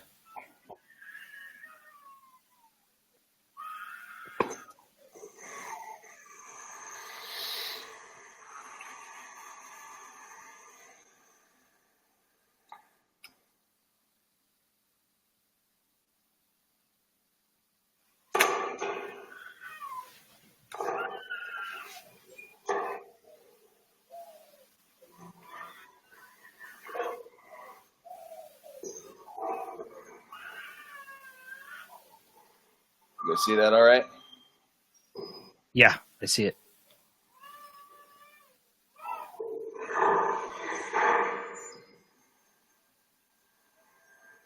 Is this box easier to speak through?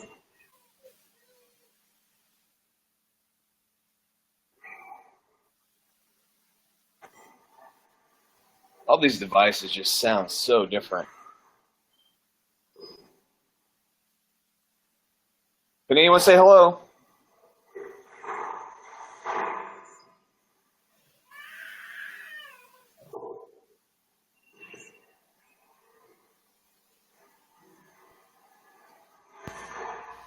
Hello, hello, hello. Thing is, when somebody speaks through this, you know it. I mean, it's just like undeniable. Oh, yeah.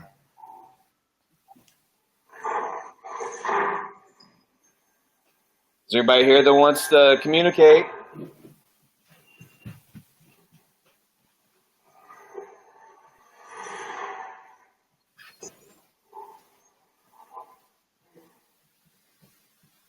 that a Can you say the name of who you want to talk to, spirits? Yeah, who would you like to talk to?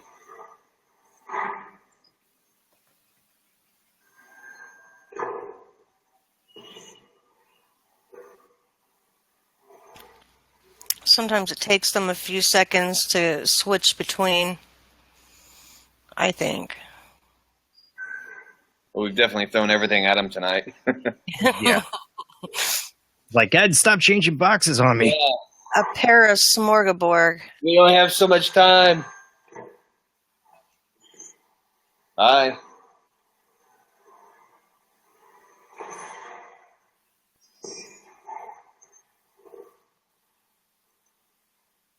Anybody say hello?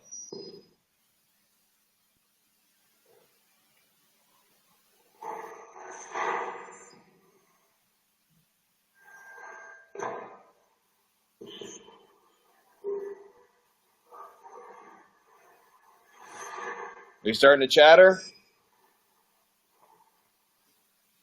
Jennifer Malik says, hello, spirits. Can you say hello back?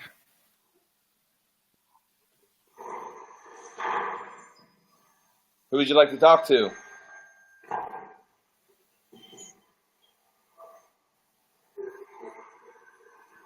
Did you say Jamie?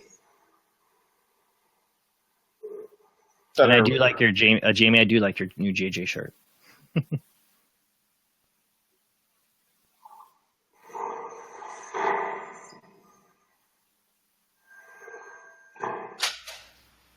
Oh, Josh Lewis is here. Hi, Josh.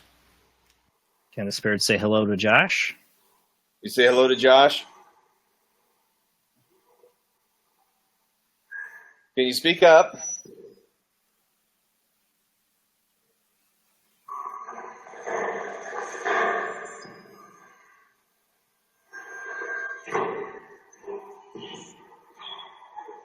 This is being really quiet. Yeah. And your other one was being really quiet, too. It's just weird. Yeah. Don't worry, spirits. You won't wake the baby. This is all in the headphones. Can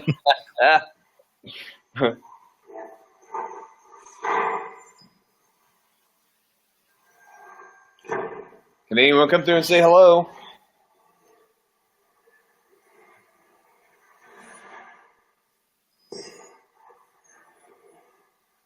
Janine said she told them to be quiet if they can't be nice and tell the truth.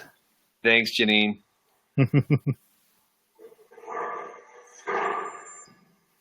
Yeah, the Poltercom was busy. I agree.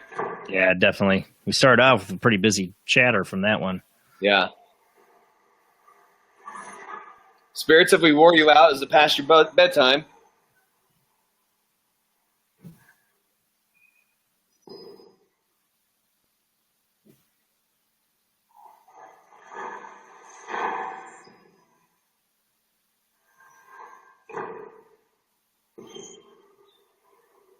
Can the spirits say hello to Deanna? Say hello to Deanna.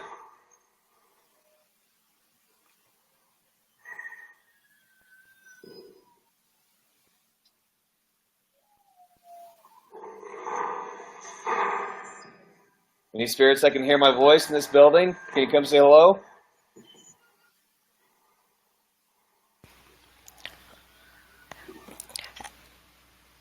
It almost sounds like they're somewhere and they're like coming to you right now. Like they're getting closer. Yeah.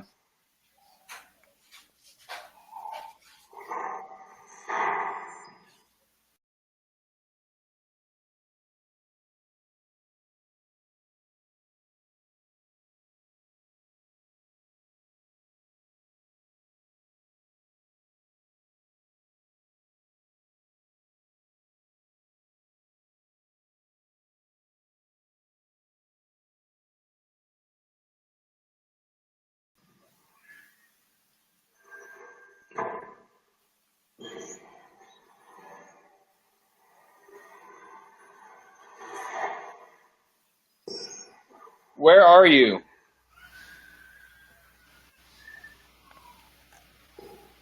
I thought I heard a woman whisper, like, listen twice. I've gotten listened a few times tonight. Yeah, well, we're listening. Somebody frustrated? Oh. Was that your voice? Did you guys hear that female? Was it a yes? Not for sure, or a moan. I thought it was a dog bark. Does sound like. Is that the box? Yeah. Can you come through? Can you say hi? Tell us who you are. Is Richard there? Deanna is asking. Richard?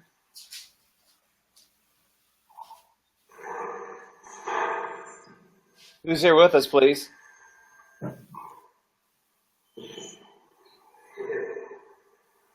Philip? Maybe. He's been following me around. Oh, Philip? Uh-huh. That's what I thought I heard. Yeah, I haven't done a session in a while. I was actually thinking I was going to get away with it tonight without hearing from him. Philip, are you here? Yes.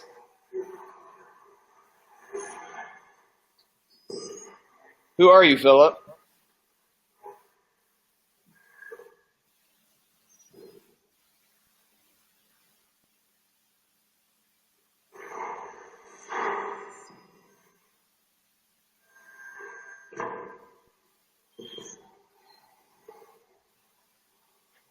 We don't have much more time, spirits.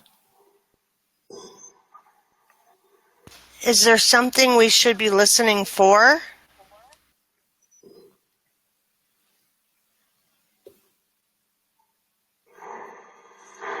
Hey, Philip, we're going to have to turn this off. Do you want to tell everybody goodbye?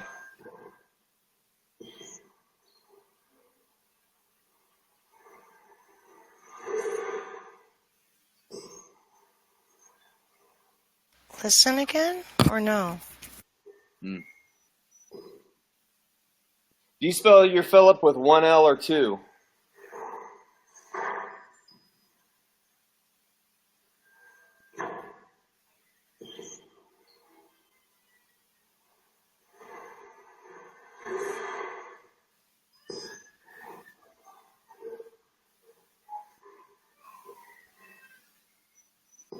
Do you spell Philip with one L or two?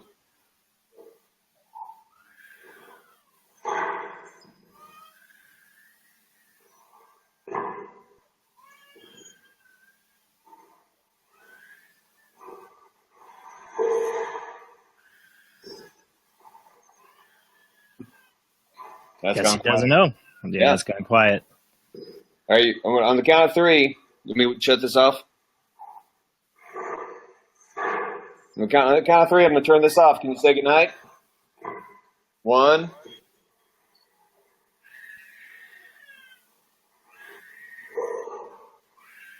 2, say goodnight. Well, thank you if anyone tried communicating with us tonight. I'm sort of like a faint thanks. Yeah. Yeah. All right, good night. 3.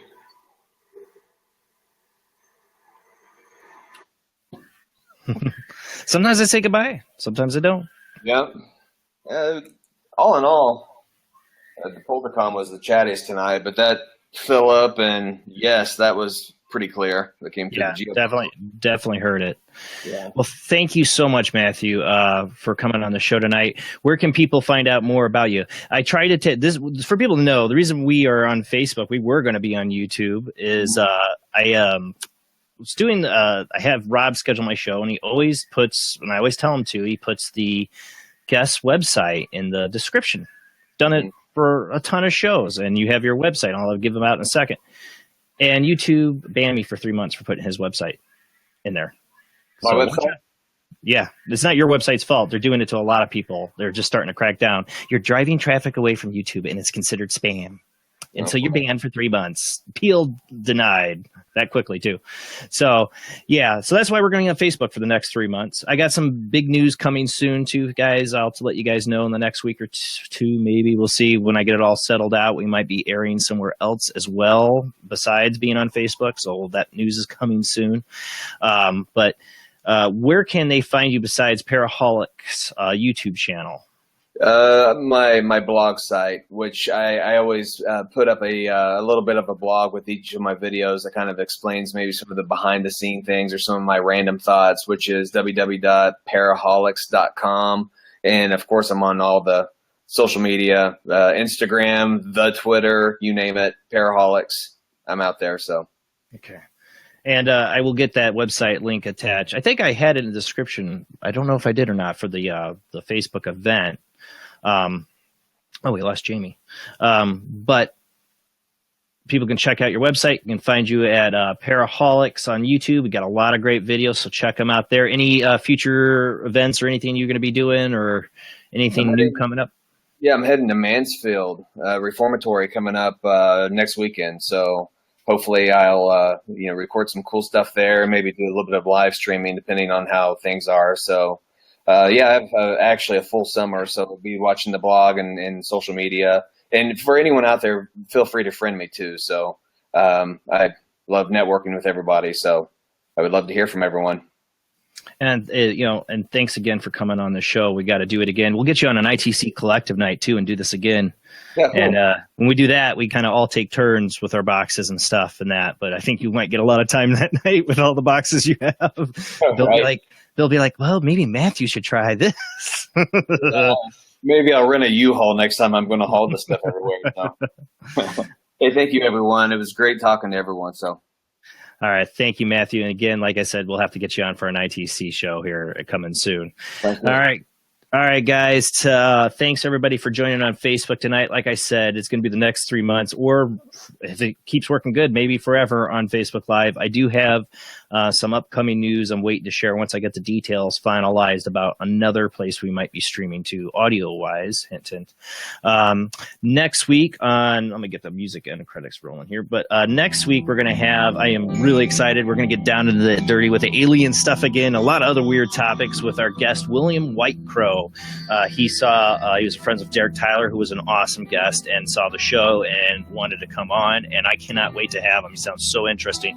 And that will be on Facebook, but that he will probably be on my Skype or phone line. It'll probably be my phone line. So my Skype line will be down. We haven't been able to get the Soup live chat working right on here yet.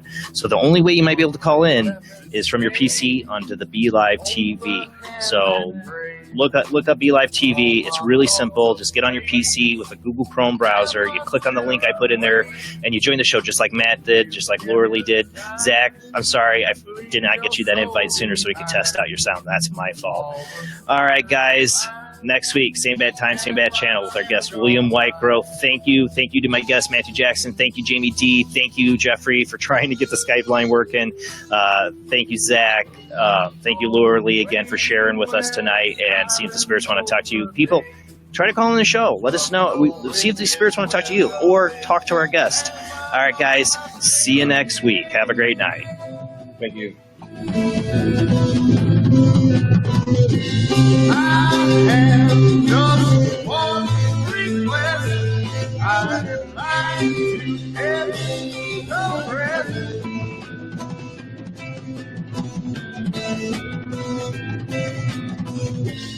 I travel to the edge and west. I said no for what is left.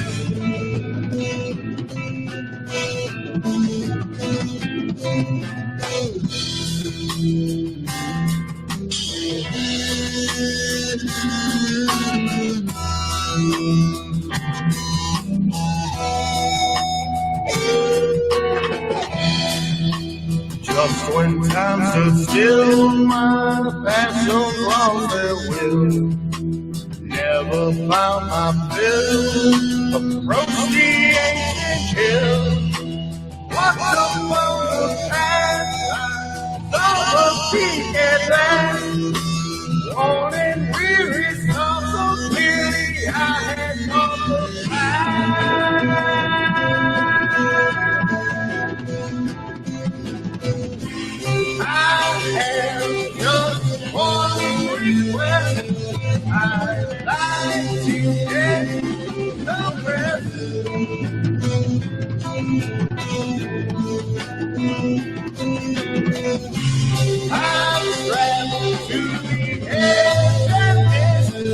I settled for what was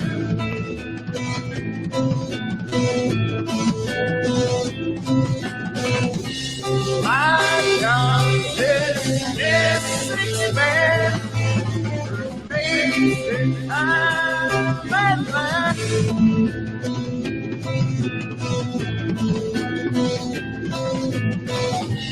I see my open heart. I found my last request.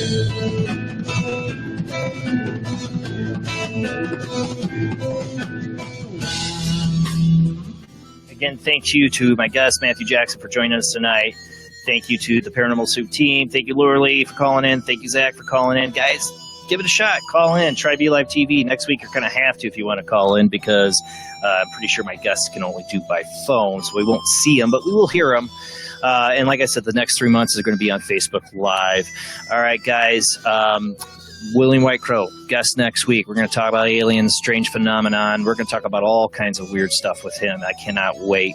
All right, guys. See you next week. Same bad time, same bad channel. And don't forget, if you live near me or somewhere in the Indiana area or Illinois, Ohio, and you want to make a drive, June 23rd, I will be doing Paranormal Soup live. It's a Friday evening around 6 p.m. or so. I will be doing the live from the Spirit Circle event with Rick Bunch and Katrina Cooper, my first live event show.